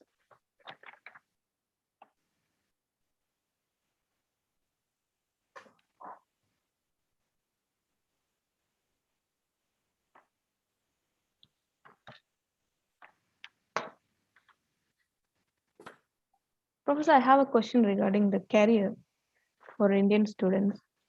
You have to come for regarding career for Indian students for doctoral degrees and postdocs. What are the criteria the institution is looking for when we are applying in your lab? I'm sorry, I just didn't understand part of the question. So my question was, what are the criteria for the students to join in your lab for postdocs and for PhD programs?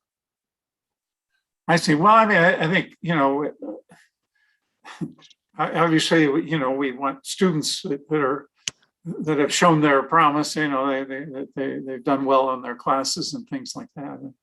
And sometimes I would say that, at the graduate student level, I think, most students, even when they start graduate school, they don't really have, particularly they don't have a very good idea how experiments work. So I think, they just have to be, the main thing is if they're interested in, they'll want to learn. And so, I don't think there's any, I think, our methods for, having people work or choosing people to work in our labs has just been always, their academic record and letters of recommendations, just like, the same sort of criterion for, entering a school. So. Thank you, Professor. If that's all the questions we have, I thank the professor for very much for accepting and giving this talk and spending your valuable time here. We are thankful, and you have been the star of this event, sir. Thank you very much for. Oh, thank you. No, it's my pleasure. So, good luck to all of you students out there. So, all right. Good morning and good night for me. Yeah, good. Thank you, sir. Night, everybody. Thank you, Professor.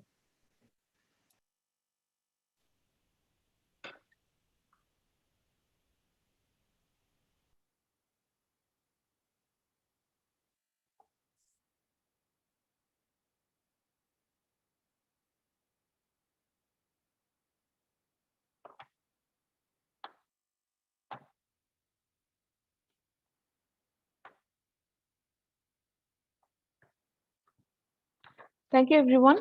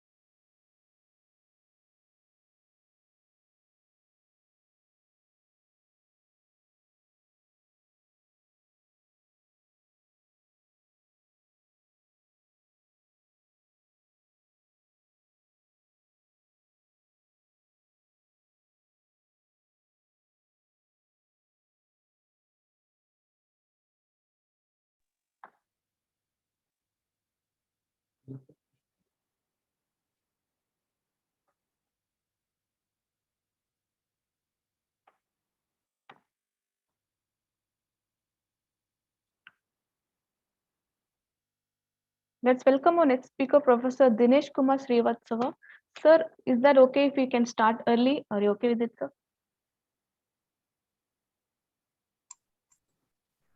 Yeah, it's fine with me. Okay, sir. Thank you very much. So Professor Dinesh Kumar Srivatsava is Homi Bhabha Chair Professor in Energy, Environment and Climate Change Program from the School of Natural Sciences and Engineering at National Institute of Advanced Studies, Indian Institute of Science Campus, Bangalore. He has held many distinguished positions in the past, such as DAE Raja Ramanna Fellow, Director and Distinguished Scientist in Variable Energy Cyclotron Center, Kolkata, Honorary Professor, Amity University, Noida, Emeritus Professor of Homi Bhabha National Institute. Professor Srivatsava started his career as a scientific officer at the Bhabha Atomic Research Center in 1971 and moved to Variable Energy Cyclotron Center, Kolkata in 1979 to retire as director and distinguished scientist of this organization in 2016. He has held visiting positions at several universities and research centers, such as University of Frankfurt in Germany, Lawrence Berkeley National Laboratory, Brookhaven National Laboratory, University of Minnesota, and Duke University in the USA and McGill University of Canada. Professor Srivatsava is a fellow of National Academy of Sciences as well as Indian National Science Academy. He has about 160 publications in referred journals and has delivered more than 100 talks at national and international conferences. He has been honored with several national and international awards for research and academic activities. His present field of specializations include electromagnetic and heavy flavor probe of quark gluon plasma, a matter which filled the entire universe in microseconds after Big Bang. He has earlier worked on the theory of low energy nuclear reactions. In FIFA, Professor Srivatsava will be delivering a lecture in this year's Nobel-winning field Climate Change and Energy Concerns. You may share your screen, sir. Okay. Thank you.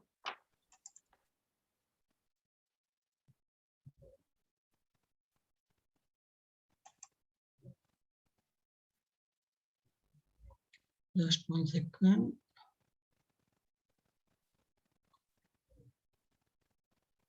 And it.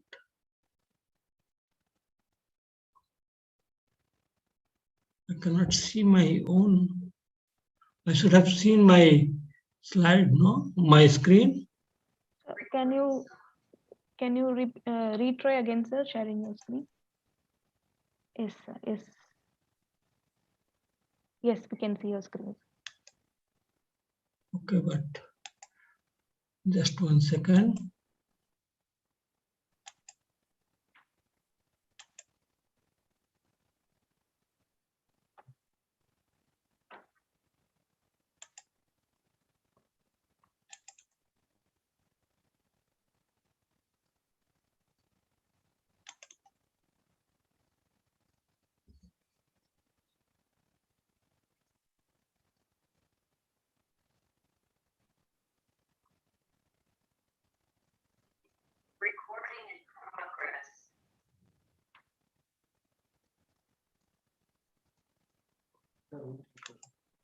Can you see anything now?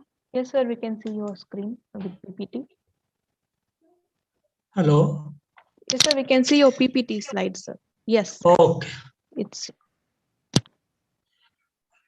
Okay, so thank you, Swati, and thank you, Professor Justin, for inviting me to give this talk, Green Energy, Options for Climate Change, for combating climate change. Let me start right away. If we look at the private world primary energy consumption over the last 100 years or so, then in this slide, the blue one curves are the contribution of oils and biofuels. The cyan color is the contribution of natural gas. The black one is contribution of coal. The red one is contribution of nuclear energy. And this light green is contribution of hydropower. And deep green is renewables. If you open a newspaper today or any social media, you will find people talking only about renewable energies. But their contribution is extremely small right now, and even for quite some time to come. We expect a lot of contribution, most of the contribution to energy that we need to come from fossil fuels like oils, natural gas, coal, etc. Okay.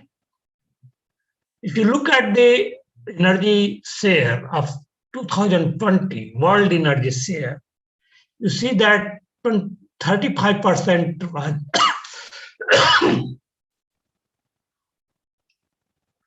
provided by coal, 23% by gas, 16% by hydro, 10% by nuclear, 6% by wind, solar, about which you keep hearing a lot, is 3%, oil is 3%, and some other things have smaller contributions. So you see that most of the contribution is still coming from hydrocarbons like coal and gas. Okay. Now that releases these fossil fuel burning. These are fossil fuels, and their burning releases carbon dioxide. And it started. This carbon dioxide gets deposited in the atmosphere and leads to what we call greenhouse gas effect. and because of which the temperature of the planet Earth has been increasing. And here is a plot. The red curve is carbon dioxide concentration. The bluish curves are the temperatures determined as deviations from 1860 or so. And you can see that carbon dioxide is increasing and the temperature is increasing. So temperature is rising because of the increase in carbon dioxide. The carbon dioxide concentration in the last 8 million years, 800,000 years, was never more than 300 ppm, parts per million. And now it has reached 419 ppm, and it's continuously going up and up. You are all young students, you all know what are signs of global warming, but we will still go through them. As we said, temperatures are rising worldwide as greenhouse gases trap more heat in the atmosphere. Our springs are arriving early. We are getting longer summers. Our droughts are becoming longer, frequent, and more ferocious around the world. We are getting frequent, ferocious, and devastating forest fires. Tropical storms are now more severe and frequent due to warmer ocean waters. The coral reefs are dying, and the fish are moving to north and south away from the equator as the water is rising. The water is getting hotter. There is less snow in mountain ranges and polar areas, and the snow is melting faster. This year, we even had a very hot Siberia. Glaciers all over the world are melting at a faster rate.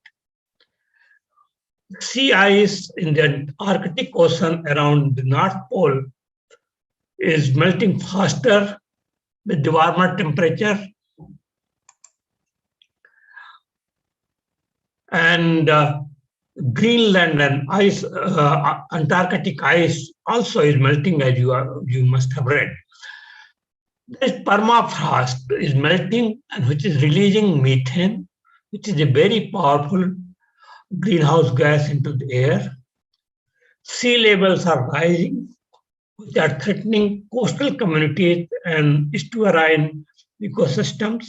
And as I already said, coral reefs are dying due to rise in acidity. But at the same time, we know that the world needs electricity. It has been estimated that to give a good prosperity, proper education, and increase and provide a comfortable life, which will increase the lifespan of people. All these three things are put together in what is called Human Development Index. And if the Human Development Index is 0, you have an absolutely miserable life. And if it is 1, you have absolutely happy life.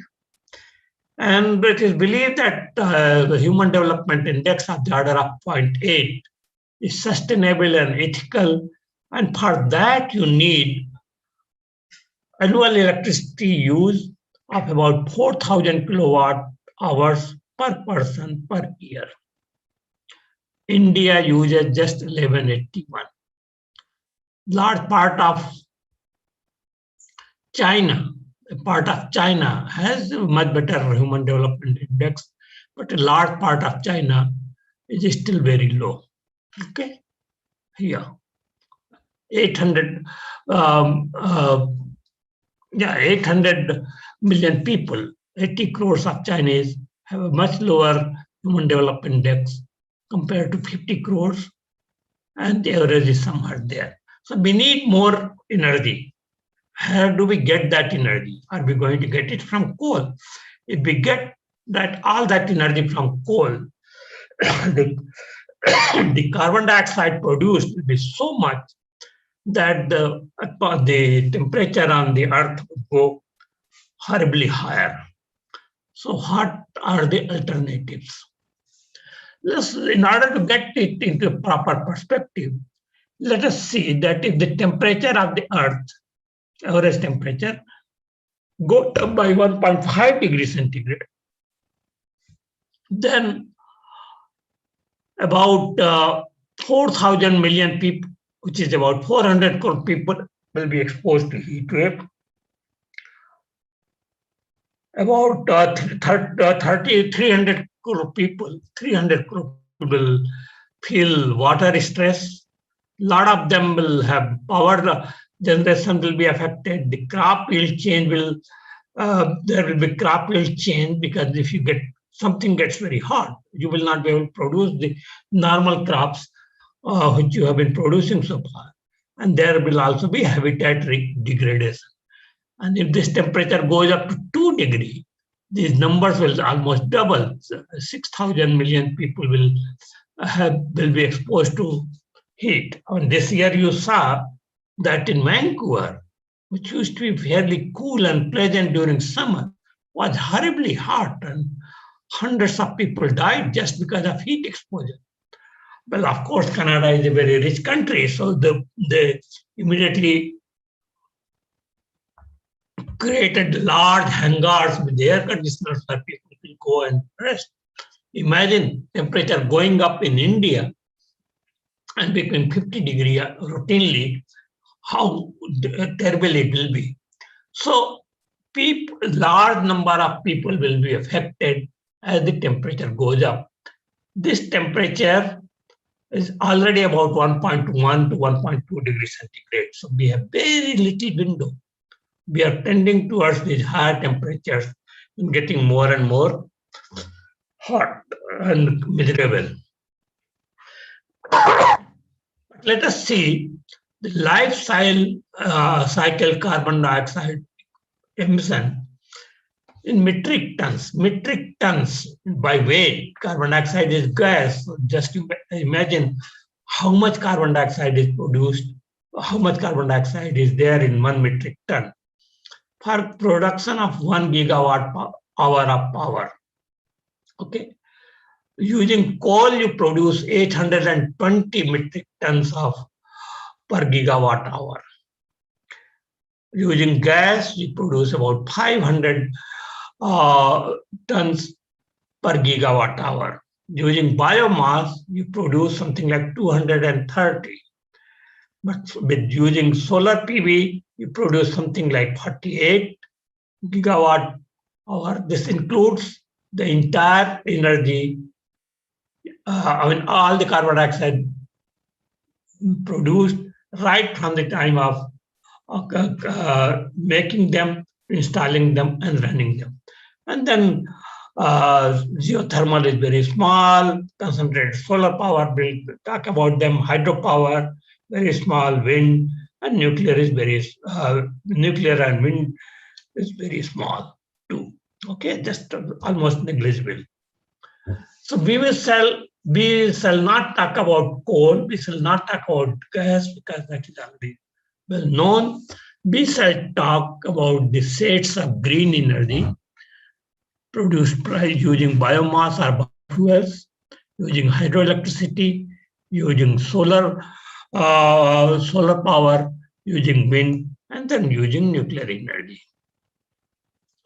Biomass is all that we have been using for thousands of years, like wood and crop residues and trees and animal waste. All this needs to be collected, compacted, transported to a place where this can be converted into electricity. These are extremely labor intensive. They require a lot of energy. And when you burn all these things, all the nutrients are released into the air. Nutrients with trees and crops, and animals, they had struggled to accumulate from all over. Those get released in the air and are lost. All of you know how the air of Delhi is getting very bad during winter because of burning of stubble. during around this time from UP, Punjab, and Haryana. There are also biofuels where you use some grass, some crops, and corn and wood to convert it into ethanol or methanol, and then use it in cars. When India is jumping into this, which I believe is not a very wise step, because at a time when a large part of the world is dying of hunger, billions of people in the world are still not having enough to eat, to convert corn and food grains to ethanol or to alcohol just to run our cars and for our comfort is not very right. At least I don't feel very comfortable. In any way, all this contributes a very small thing, but contributes a very small amount to the total energy, but contributes a lot to the carbon dioxide. So I don't consider biomass as a good green energy alternative at all. Now, let's go to hydroelectric power. The first hydroelectric power plant in Asia was installed in Darjeeling. The total installed capacity in 2020 is about 1330 gigawatt. And the Intergovernmental Panel on Climate Change has advised or suggested that we should raise it to something like by a factor of 2 by 2050 if we want to combat climate change. There are some of the type, the generation capacity, generation was about 4,000 terawatt hours. And these are some of the top hydropower generators in the world: China, Brazil, USA, India. India generates about 50 gigawatts, but it has the potential to generate 300 gigawatt of power from hydropower itself. However, these hydroelectric dams are very susceptible to droughts. If there is no rain, you will not have water there. Of course, they are dependent on season. They often have dam failures. They cause minor earthquakes. And what is not often stated is that 40 to 80 million people have been displaced since 2000. They cause a disruption of wild and marine ecosystem. You all know how Silent Valley was to be converted into a hydroelectric power dam, and that which would have destroyed the entire ecosystem there. Silting takes place, which goes on reducing the capacity to store water. There is evaporation loss. This people keep forgetting. Up to 5,000 to 70,000 liters per megawatt hour of the water is evaporated out. And what happens is that when water is evaporated, it leaves the salt behind, which is always there in any water which collects. It collects, and this salt goes on increasing in the remaining water, which increases salinity. And this water will also be used for irrigation later. So you can see what it will do to the earth. And when dams are made, a lot of vegetation is submerged. All that vegetation slowly rots and emits methane. All that methane leads to greenhouse gases and adds to the warming. Now here you see a Lake Shasta in California in July 2019, it was 94% full. In 2021, it had very little water, just 37% full. And California is reeling under water shortage as well as power shortage. Okay. Now let us come to solar power. Sun. a powerful source of energy. It radiates out 3.85 into 10 to the power 26 watts of power, and it will continue to do so for 5 billion years. It does that by converting 4.3 million tons of matter into energy per second, E equal to mc square, all of you know. This the yellow graph here is the spectrum of sunlight at top of the atmosphere, which corresponds to a black body radiation temperature of about 5 to 50 degree centigrade.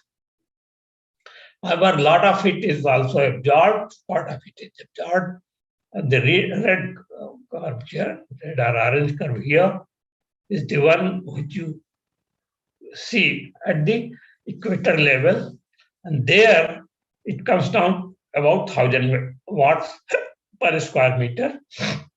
Most of the absorption is by water vapor, carbon dioxide, and also a small amount by oxygen and other things. Okay, so at the equator at noon, you will get solar power of the order of about 1000 watts per square meter. And that tells you that if you can convert this into electricity, you could do it. However, the idealized output variation would be something like this. The sun rises in the morning and keeps getting warmer and warmer till noon, and then in the evening it goes down. However, you will have clouds, you will have overcast skies, and then the power production would come down. Yeah. So if you take all these things into account, it has been estimated that this distribution of solar radiation across the world is something like this. Around the equator area, you have very high, about on an average about 350 watts per square meter, and then lower values as okay. If you see this graph carefully, you will find that I have put some black dots here and there at some place. It has been estimated that if you cover just this much area with solar panels, you can produce 18 terawatts of power, electrical power, 18 terawatts of electrical power, which can meet the entire need of the Earth at the moment. And then you increase the size and you can increase the energy production. Yeah. And that makes people very excited. And because of that, the solar power has increased considerably. In fact, it doubled just in the last 5 years. And the projections are that by 2030 in Asia, we would be producing something like 8,000 gigawatts of power from solar, and 2050, about 1860 gigawatts of power, and by 2050 it will be about 5,000 gigawatts. Similarly, in Latin America, Middle and East Africa, Europe, everywhere, the power people are betting a lot on solar PV installed capacities, and they're increasing more and more solar production. But let's see what happens here. Yeah. Sorry. Okay. However, as I said, for any industry, for your house also, you need a continuous power. When this lecture I'm giving, I need a continuous power. Whereas solar power is very, very intermittent. It is anyway affected by clouds. If you just spread 4 grams of dust, just take 4 grams of dust and spread it over 1 square meter, the reduction of the solar power the solar power efficiency goes down by 40%. And therefore, you need a lot of water to keep cleaning it. You also need it to keep it clean, cool for higher yields or for higher efficiency. They need vast areas of land. You need about 5 acres per megawatt. And I'll come back to it again. The efficiency of solar panels goes down by 1% every year. And therefore, you need to replace them after 15 to 20 years completely. This would mean that very soon there will be millions of tons of solar panels every year as the electronic waste.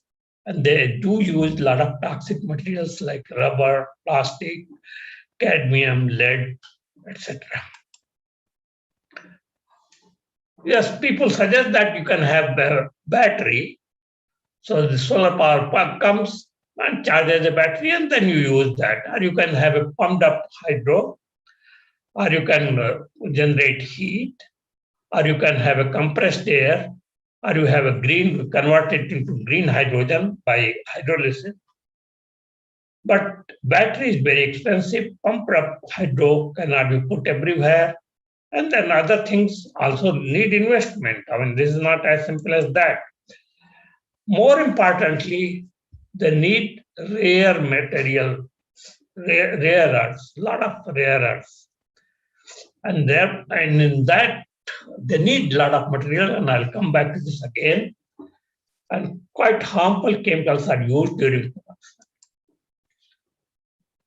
People have now started complaining that, you see, the solar panels convert just 15 to 20% of the energy they receive into electricity.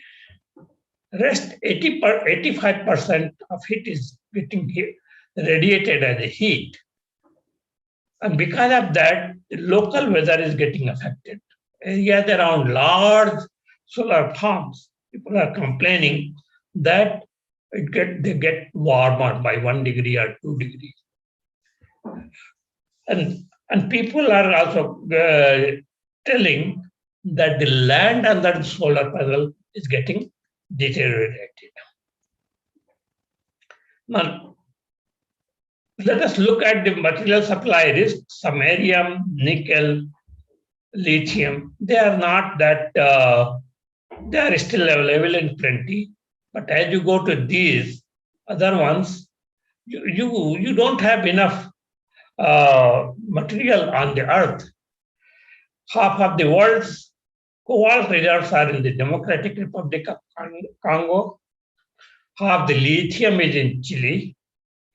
And 70% of rare earths used in wind turbines and electric motors are in China. So you immediately know that these three countries, they will exert a lot of power, influence. Once a country has a monopoly on on the things you need, they can blackmail you, they can put pressure on you, they can increase the costs. In Democratic Republic of Congo, children as young as 4 are made to work in cobalt mines. If that does not make you sad, I don't know what will. We also have another possibility called concentrated solar plant. What you do is to put lots of mirrors which reflect the sunlight onto a receiver, which gets very hot, which has some kind of oil, which gets very hot, and that oil can then be used to heat, stored, and then it can be used to run turbines and produce electricity. Okay? And you can also use heat. Many of the industries require just heat for their uses. And you can provide heat directly to them. Okay. This has, of course, other problems. One problem is that these birds are getting killed, and other problems are same as for solar panels. This is the Noor concentrated solar plant in Morocco, which will give you, which has a capacity of 500 megawatt. Now let us come to wind energy, which is another considered green energy source. It is one of the cleanest renewable sources of energy because there are no greenhouse gas emission except at the time of manufacture and installation. They require only occasional maintenance with a lifetime of 30 to 50 years. They do not occupy space because rotors are at a height of 50 meters or more, and the ground below can be used for agriculture or grazing of animals or whatever. But the wind is very intermittent. It is not continuous, though it has the advantage of being producing electricity even during night when solar panels don't. But it is very intermittent. It is not uniform. So you need to produce this electricity and hoard it or store it in batteries or convert it into hydrogen by electrolysis water. But still, global wind power cumulative capacity has been going up. In 1996, it was just 6 gigawatts, and then it has steadily risen, and now it is about 650 to 700 gigawatts by now, and will go up and up. So as I already said, they are extremely intermittent and noisy. They need much more land than for solar panels, which is variously estimated as 50 to 100 acres per megawatt. They are limited to hilly terrains, ridges. They are being planted in, installed in offshore locations in island nations. In India, it is not easy because our coastline, the surface of the ocean drops very suddenly. Okay, you just go a little deeper, and the floor of the surface ocean drops suddenly. Whereas in Europe or so, you can it is very gently sloping. It leads to local warming, at least by 1 degree centigrade, if you have very large farms. They're killing birds, bats. They're extremely vulnerable during strong storms where they get damaged. Recycling these blades is still in infancy. Installation of these can be very expensive, as 50 to 100 meter long and extremely heavy rotors must be carried to hilly terrains, requiring very sturdy roads. And you will need to make large bases, very strong, powerful bases, to install them in offshore locations. They are, of course, best with battery than hydrogen generation, as I already said. As I said, they are killing lots of birds every year. But there is another thing. I told you that you can the ground below can be used for grazing of animals or for agriculture. But what happens is that when the sun is shining and these things move, they produce a shadow flicker, and that leads to epileptic fits among people.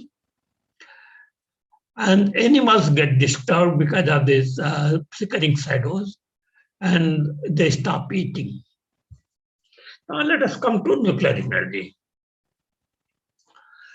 Consider the nuclear fission, uranium-235 absorbing a neutron and fissioning into 2 nuclei, barium, krypton, and giving out 2 neutrons and 200 million electron volts of energy. And compare it with the chemical reaction, carbon plus O2 going to CO2 plus just 4 electron volts. So it means that fission produces up to 50 million times more energy per reaction. And most importantly, it does not produce any carbon dioxide. So if you are producing so much more energy per reaction, you will need much smaller amount of fuel and it will be a lot more efficient. Indeed, if you look at this small pellet, such a small pellet, this pellet of nuclear fuel is equivalent to 1 ton of coal, or 500 cubic meter of natural gas, or 450 liters of oil. Nuclear power is generated even when the sun does not shine or the wind does not blow. Come rain, come storm, come snow, nuclear energy stays on, and renewables just scoot away. There are about 448 nuclear reactors operating in the world, and 55 more are under construction, mostly in China, India, and South Korea. USA has about 96 reactors, France has 58 reactors, China has 50, Russia, India has something like 23, which are operating. This is the share of energy produced by nuclear power. France gets highest share of its energy from nuclear power, about 70%.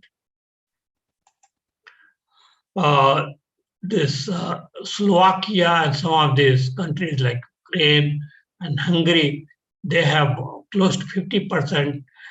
Russia has about 20%. South Korea has about 5%. India has about 3%. Yeah. During the last year, the nuclear energy provided 2.55 million gigawatt hours, which is 10% of the total energy produced in the world. But one more importantly, it averted release of 2 billion metric tons of carbon dioxide during the year. After 1970, very few reactors have been built in the world.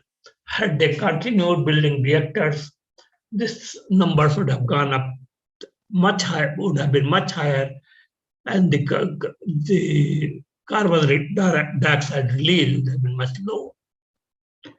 But let us continue with this. And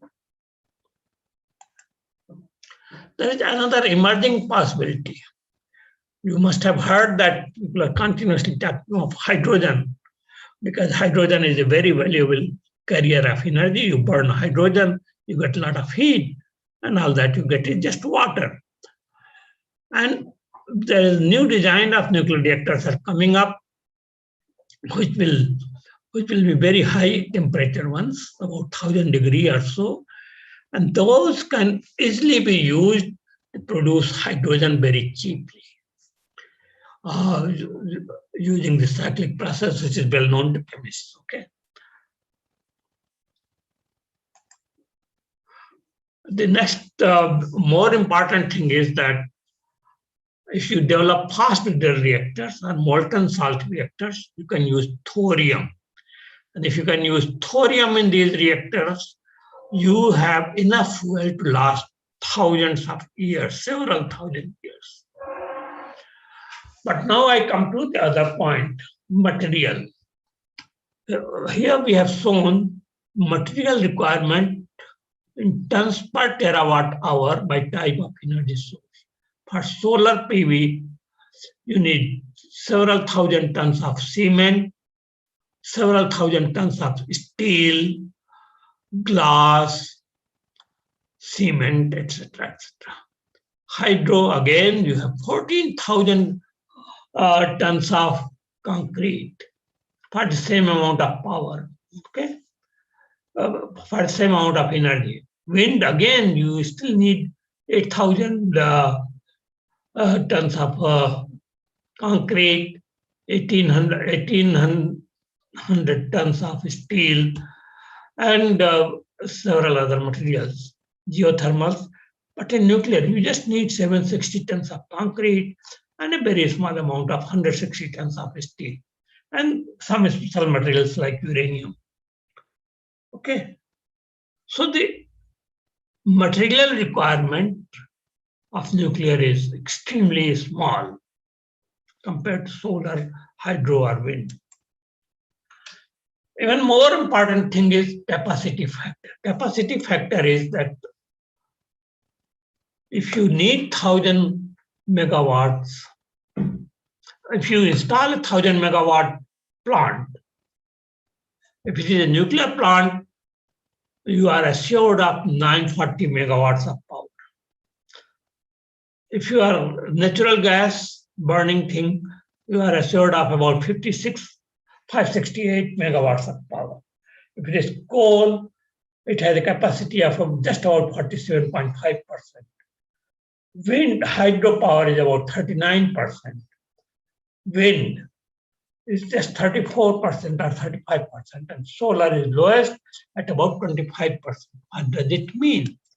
It means that suppose you install a 1,000 megawatt nuclear power plant facility, it will need about 600 to 800 acres of land. But if you want a solar PV facility, which gives the same amount of power, it will need an installed capacity of 3,300 megawatt and between 3,300 megawatts and 5,000 megawatts of power to match it. And for that, you will need 29,000 to 48,000 acres of land. But if you try to get it out of wind farm, you will need to install a capacity of 1,900 megawatt and 2,800 megawatt to match it. And you will require 160,000 to 240,000 acres of land, because once you have put a wind turbine, the turbine which comes after that will get less of air, will not get stronger air. So you have to put it very far away and all that. Okay. And about water, less said the better, because okay. So nuclear energy provides you a sustainable development. It can lead to a situation when there is no poverty, there is zero hunger, good health and well-being, quality education, gender equity, clean water and sanitation. It can be used for desalination easily, affordable and clean energy, decent work and economic growth, because you need the special materials, and also it leads on high technology. So it encourages industry, innovation and infrastructure. And it will reduce inequalities, because you will produce more power, and it can provide you with sustainable cities and communities. It is responsible consumption and production. It definitely acts on the climate, as I have already said. And it even affects life below water, because if the climate action reduces the temperature of the air, then less carbon dioxide will be absorbed in water. Water will be less acidic, and you will not have fish dying or coral reef dying. Of course, peace and justice, and it requires international collaboration, which is always good for peace. People will always tell you that renewables are good, because we can have batteries, and we make batteries. Of course, batteries can be made. They use scarce material. They have a limited life, 10 years, 15 years, and after that they have to be recycled. They tend to be very expensive. There is a suggestion of pumped up hydroelectric power plant. What you do is to have a hydraulic power plant, and you can run the turbines backwards. You can take water from below and put it back in the hydroelectric dam, and there is extra electricity being produced from renewables, and then you can use it. But you don't have those kind of locations everywhere. In the entire North India, there are no hills. I had not seen a hill before I went to Bombay. So hydrogen distribution network is very expensive. It is not there. You have to plan it. Electrolyzers which are needed for producing hydrogen. They need platinum. There is not enough platinum in the world. And people have even talked of getting platinum from asteroids. And it is in this connection that this one sun, one world, one grid concept given by India under the name International Solar Alliance of 121 countries, that China, Germany is set to join, and USA wants to join, becomes very, very useful.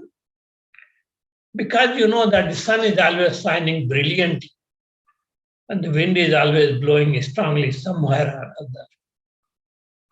There is enough water in hydroelectric dams somewhere or other. You can place nuclear power plants at best locations away from human habitation under international safety regulations, like with the International Atomic Energy Agency.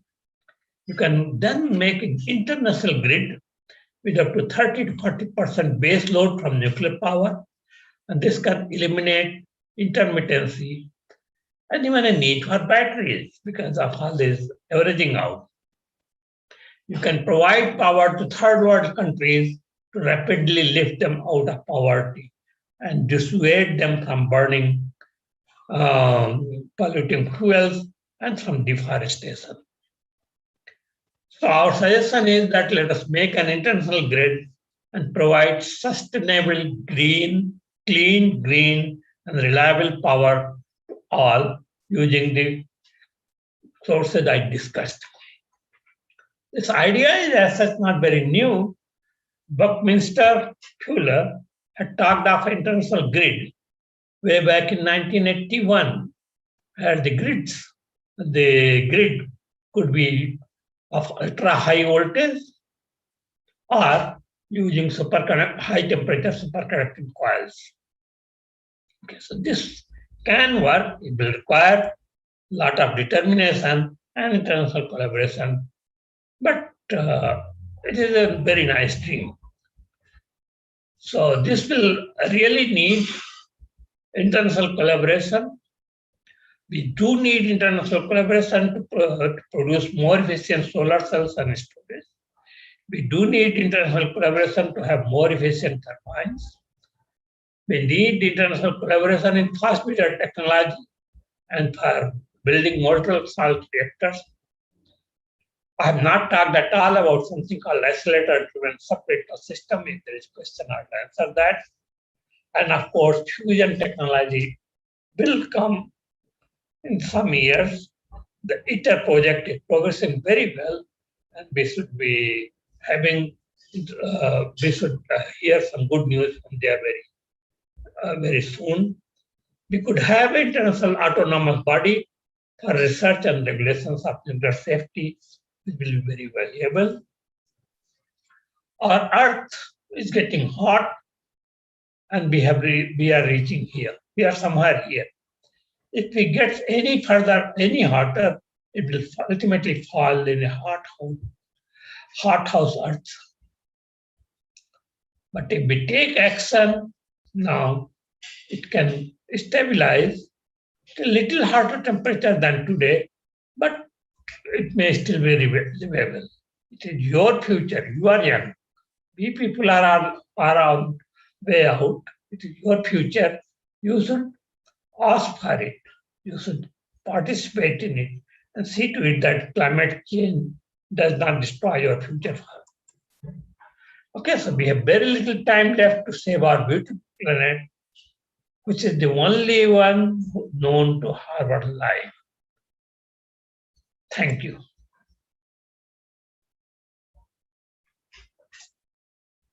Hello. Thank you, Professor, for your hot, thought-provoking talk on the climate change. I'm sure many would take decision to live in a green and eco-friendly life. Session is open for questions. You may raise your hand and unmute yourself to ask. Good morning, sir. Am I audible?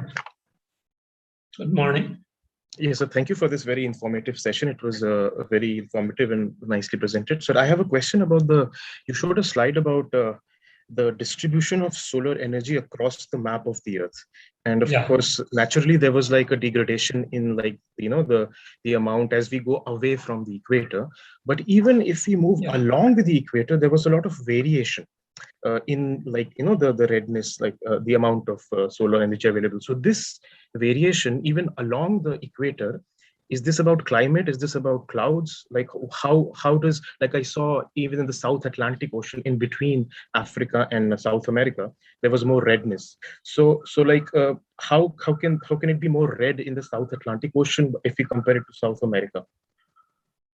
Yeah, you mean these points here? Yeah. Yeah, I don't know. Frankly, I don't know. Okay. But it could be because of atmospheric conditions. Right. So the climate from the cloud formation and all that might be cloud formation, and also the ocean body. We have very large ocean body. Then also absorption perhaps goes up. I don't know. Maybe right. We see the same in the humidity above Arabic region will be very high, and that will absorb a lot more lot more sunlight. That would be my guess, but I would not vouch for it. Yeah. Okay. Thank you. Sir. Nice question, though. I had never thought of it. Thank you. Professor Dinesh, Justin here. Yes, boss. Actually, no, basically you are a nuclear physicist, and how you got interested in these type of energy related studies? You see, after my retirement, I was thinking of doing something. And when I joined here at NIAS, I was encouraged to participate in outreach. Now, I was always doing outreach for quite some time, as you know, giving lectures here and there on how should the students do research. And then it was suggested that could I write a book about climate change and what are the energy options we have. And that is how all this study started. And when the book came out, which had been published, where we put all the energy sources and all the issues of climate change at one place. And I don't know whether you have purchased it or not. I would be happy if you can see that, because we start from very early times there and come right up to today, how energy options have changed, how burning of coal has destroyed the earth, what are the difficulties with each one of the energy sources, and how it is, how deforestation is destroying the earth. So it was in the process of writing that book that I studied all these things, and I liked it, so why not? Yeah. I hope that answers your question. Yes, sir. Thank you. Yeah. Thank you, sir. We have a question in the chat box by Remo Sarkar. Sir, if the greenhouse gas is a problem, then can we use them as a source to create electricity and then use the electricity to turn them into a harmless substance? That's a very interesting question. Yes, there is no way to use. Well, first thing is that you see this carbon dioxide, which I told you, is just 0.04% of air. So even collecting it, I mean, there are attempts to collect carbon dioxide and put it back into the earth. Even that becomes very expensive. Okay, but if you can do it, there is a very interesting development, but only in a test tube stage, where a nanomaterial has been produced, I think using nickel or something. And if you, in certain solution, you bubble carbon dioxide, then that nanomaterial separates carbon and oxygen. So carbon just floats and oxygen goes out, and you are able to separate carbon. That carbon, because it is purest carbon, is very useful for our industry.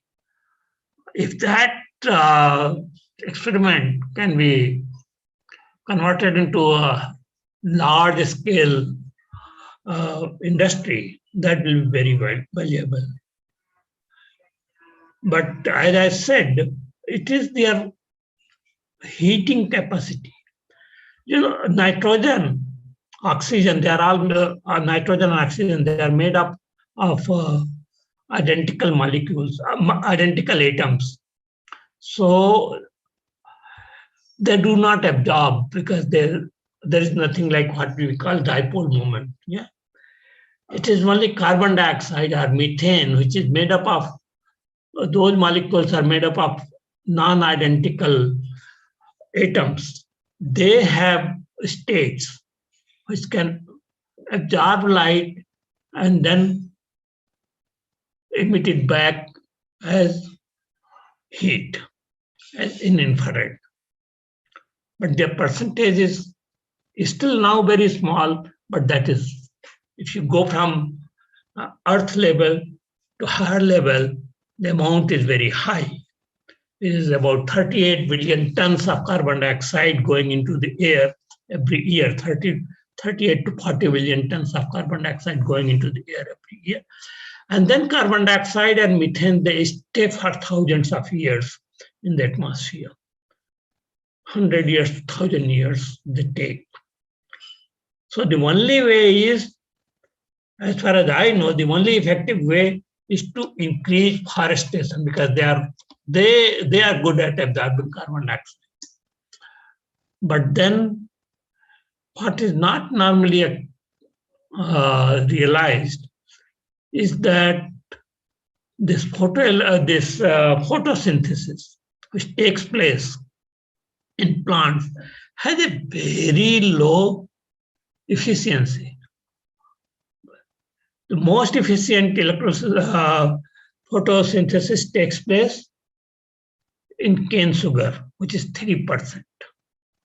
Most of the plants have an efficiency of just less than 1%.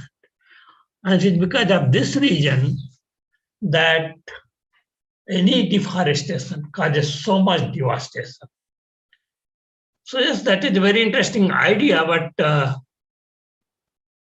I think at least I don't know anything more than that. Yeah. Thank you, Professor. Any other questions? You may raise your hand. Hello, Professor. Yes. Good morning. I'm Swati. Hello, Naya. Okay, let me see if I can see you. Okay. Anyway, no problem. Go ahead. Thank you, Professor, for a very fascinating presentation. Sir, I can understand that like nuclear energy has the upper hand when compared to other renewable energy sources from your presentation. But what can you say about nuclear waste management, sir? Thank you Wouldn't that for be a asking. concern in the long run?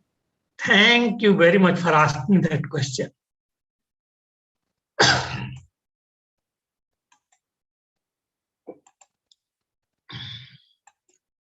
Yes. So there are two ways to handle nuclear waste, which have been discussed. One is called open cycle. Can you see the slide? Yes, sir.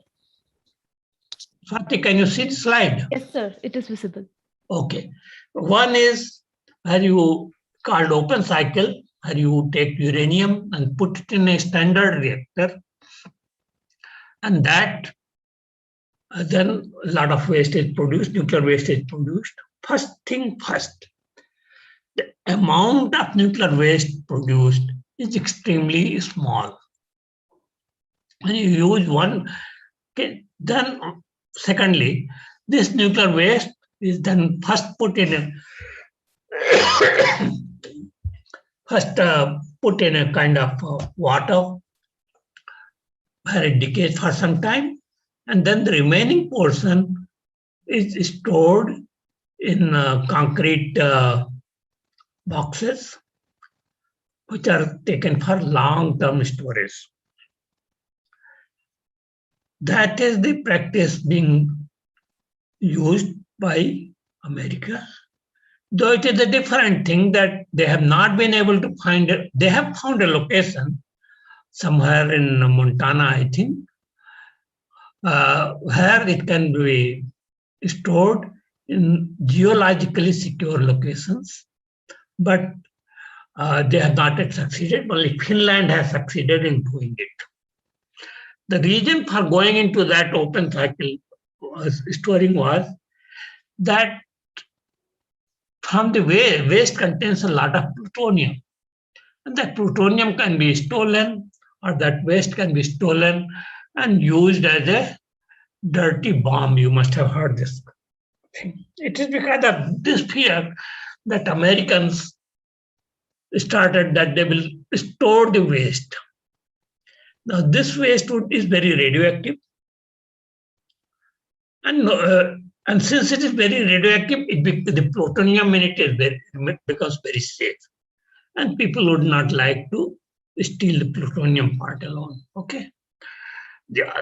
What India and France and China and some other countries are doing is that you take uranium, put it in a standard reactor, have the nuclear waste, and then you take it to a recycling plant.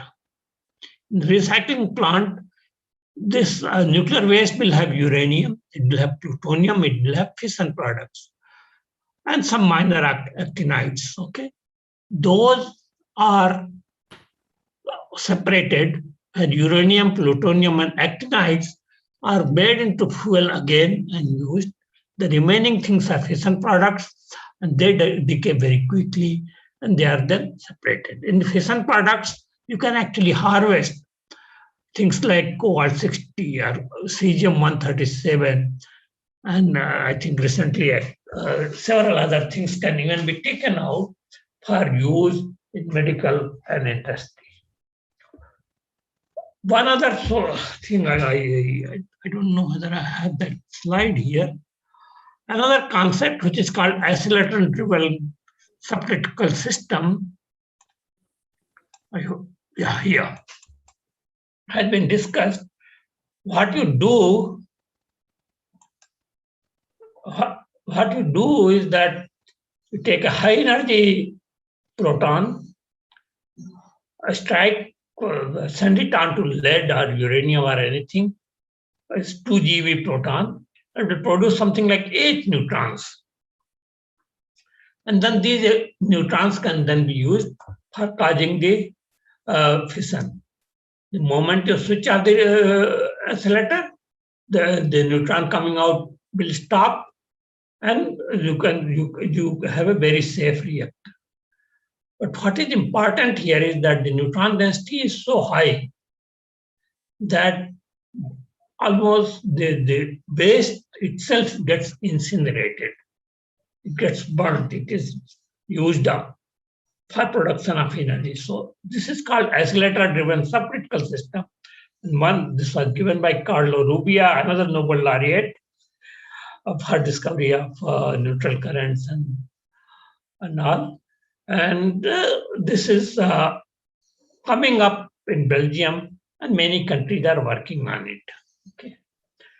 So the nuclear waste can be burnt in accelerator-driven subcritical systems and become made completely harmless. Okay, does that answer your question? Yes, sir. Thank you. I have one more question, sir.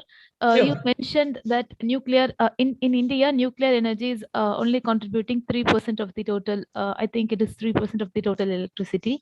So, what do you think has led to this setback, sir? It is lack of awareness, or because of the economical issue we are having, because we have to import? That's a very nice question. Thank you for asking. There are two reasons. One is that In 1974, when India tested its first nuclear device, after that, all the countries that are helping India with nuclear energy program, the nuclear reactor program, completely withdrew any support to India. And then after 98, the same things happened again. So India was in technology denial regime from 74 onwards. So almost all the technologies India had to develop all by itself. Secondly, India has very small amount of uranium. The uranium which is available, which was available in India till recently, now of course there are some mines in Andhra and Telangana which are rather richer, but the first uranium mines from in India, they have very low grade uranium, which is very expensive and not enough. And nobody was prepared to sell uranium to India. So India was not getting many of our reactors, even though they were there, they were running at less than half the capacity because of lack of food. India itself does not have enough uranium, but nobody was selling it to you. But now after that civil nuclear deal, India is able to buy uranium from countries like Kazakhstan, Australia, Canada, and many others. And therefore, India is going more and more on nuclear reactors, and 22 nuclear reactors are under installation now. I think 11 will come within a year or two. So that is one thing. Second thing is that nuclear reactors also need a little more money in the beginning during the process of installation. And some of the nuclear reactors even got into opposition, right? As you all know, the Kudankulam nuclear power plant was opposed tooth and nail by some people. Yeah. So many things have gone into this, but fortunately, good sense is prevailing, and now more and more nuclear reactors are being installed. Does that answer your question? Yes, Professor. Thank you. Thank you for a fascinating presentation. So thank you, sir. We have another question from the chat box. Anurag Kumar Singh asks, Yes, as you yeah. discussed, solar energy is a good source of renewable energy, and we know photo degradation and low stability is a major problem with that. So is there any alternative to remove that? And according to you, how a common people can contribute to reduce the global warming? There are several things. And first thing is that, and you young people can do a lot, is that we should increase awareness among people about global warming. Yeah. Secondly, I'll just see that deforestation does not go on. We do not waste energy. The solar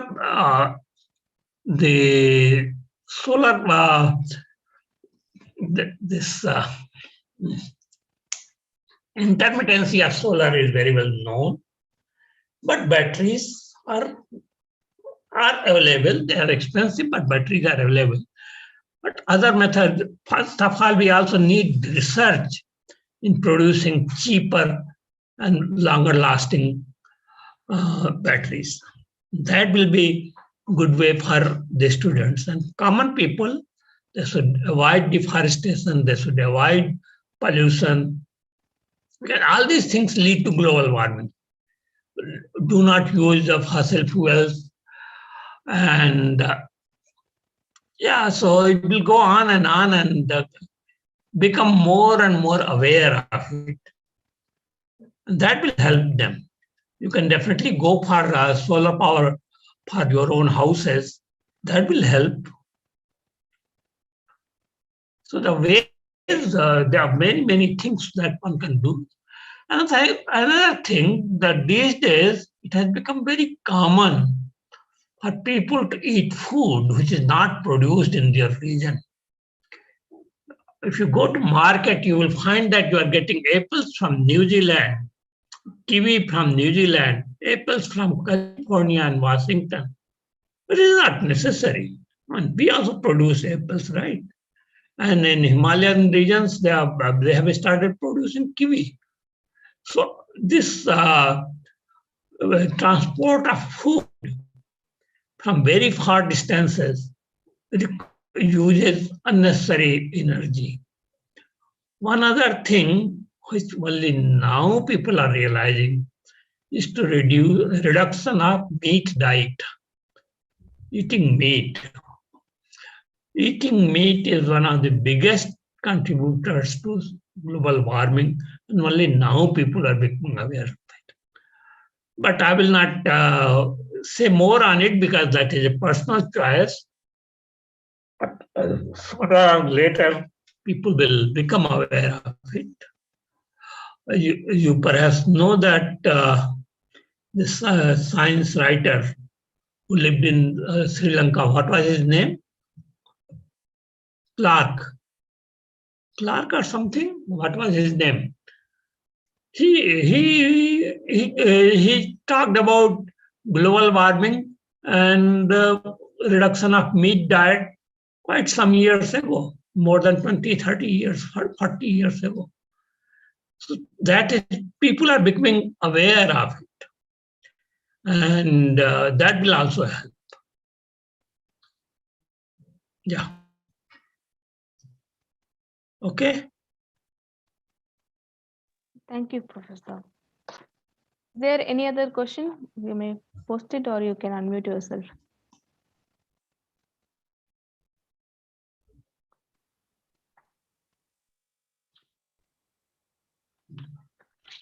So there is a question from Mubarak Hussain. It is not more important in India to produce energy using bio, solar, geothermal compared to nuclear energy, as it have some issues with its limited sources and its waste. Well, I already told you that biomass is actually you are wasting. It's not producing much energy because when you take cow dung, for example, it does not have only carbon. It has many other things.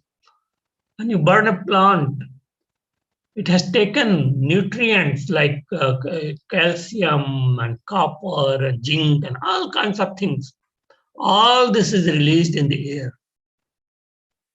If you put them back into ground, then the ground will become much better.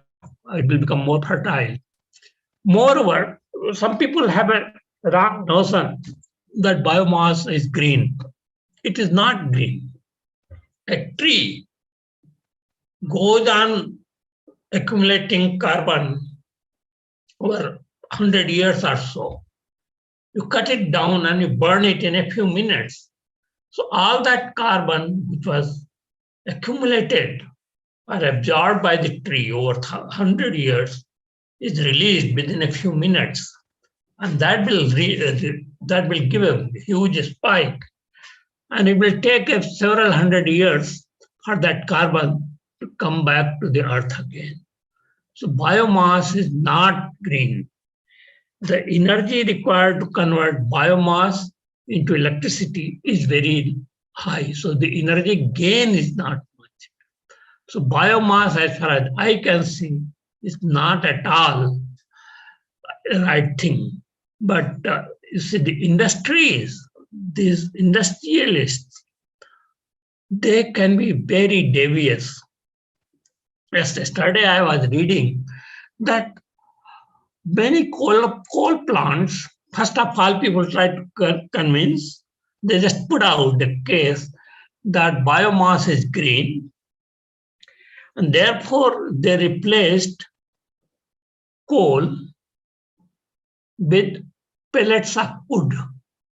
So in Latin America or in Brazil, they cut down the forest, convert it into pellets, and those pellets are transported then back to England or Denmark, that far off. How much energy they are wasting, you can imagine, and anyway they are producing carbon dioxide. So biomass, as far as I am concerned, is not good. Biofuel, I don't like for the simple reason that instead of producing alcohol to be used in cars, you could as well use that land to produce food for people who don't have enough to eat. You know that more than 2 to 3 billion people in the world do not get enough to eat. So when there is so much poverty, so much hunger in the world, why do you want to produce grain and cane sugar only to be converted into alcohol to use to produce energy? That I am not able to understand. That is my personal view. Okay. Thank you, Professor. I have a question, sir. To combat climate change immediately, can we have a system from all the countries combined to solidify the greenhouse gases emitted and take it to the outer space station where which it can be stored as a solid waste storage management? I told you that there are some countries, I think there are some companies also, which want to, you are, first of all, please realize that you are talking of several thousand billion tons of carbon dioxide by weight, several thousand billion tons. You have to suck it out from the atmosphere, solidify it, and then take. It's an interesting idea, but not that feasible. What could possibly be feasible and which is being tried also is to suck this carbon dioxide or even take the carbon dioxide coming out from thermal power plant directly from the chimney and then store it in underground storage areas where it can be converted into carbonates. But it is not that very clear whether that will stay there as a stone or as a solid for all time to come, or whether it will get released. So what is called carbon capture and sequestration. Yeah. A small amount of carbon dioxide can be captured and used in industry. For example, but that does not remove carbon dioxide from the atmosphere forever. But carbon dioxide in your Coca-Cola, it is used, in soda water it is used, in dry ice it is used. People also use it to, if you have an oil well and oil production is coming down, then what is done is that you pump in a lot of carbon dioxide and that pressurizes and causes what is fissures, which is called fracking. And it can push the oil, which is trapped in rocks, out. And you can take it out. So this is also used. But these are small amounts. See, we are talking about 200 years of accumulated carbon dioxide, which all these industrialized nations put in the atmosphere. And now they want you to not to burn coal to produce any power. That is entirely different issue. Okay. So any idea would be welcome So far, the only one which works by itself is her station. And not burning wood. These people who are burning wood to produce power and claiming that they are carbon neutral, they are telling, they are just cheating you. They are just cheating you. Yeah. Thank you, Professor. I have another question, sir. You Mhm. showed that America has the highest number of nuclear power plants, yet they produce the lower amount of energy than the other countries. Why, sir? No, it is not lower in amount of energy, it is lower share. Sure. Okay. It is lower share of all the energy they produce. That was energy share, not lower amount. Okay, thank you, sir. There's a question from Surabhya Jyoti. How much cooling systems are effective in houses during crop production, and how can it be improved with the increase in greenhouse effect? Well, that's an interesting question. You mean cooling systems? Can you read the question again? Yes, sir. Cooling. How much cooling systems are effective in greenhouses during crops production, and how can it be improved with this increase in greenhouse effect? Yeah, well, there are smaller plants, I think in Netherlands and some other countries, and also most probably in Israel, where they have tried to use a cooling system to have a atmosphere where crops can grow. But that is going to be very expensive. Unless you run, you see the way you can you can run your coolers, or you can using solar energy also. So if you can do that, it can help. But if you are going to use extra energy to run your cooler, and you are talking about millions of acres of land, how are you going to cool all that? Just imagine millions of acres. You can cool your house, fine. But how are you going to cool millions of acres of area to bring down the temperature? That is not possible.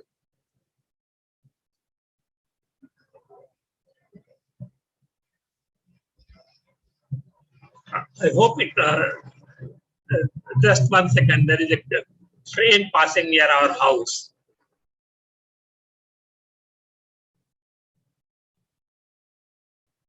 Yeah, I hope that answers the question to some extent, but not to complete satisfaction, I suppose. Thank you, Professor. Is there any other questions from faculties?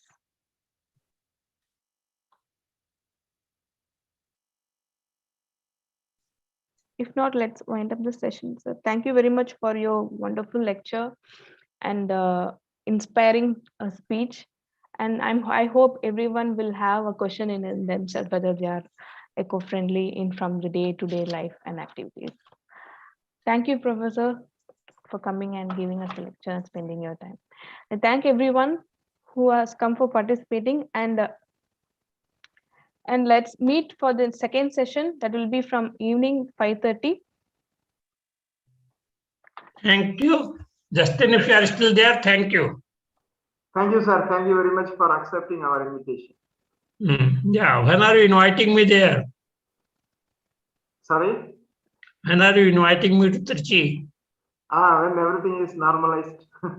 Yeah, okay. I'll take a rain check. Okay. Bye. Thank you, sir. Thank you very much. Let's all meet evening 5:30 p.m. for Dr. Barbara Badu's interview session, and followed by Murukeshan Vadakam Mate sir's talk.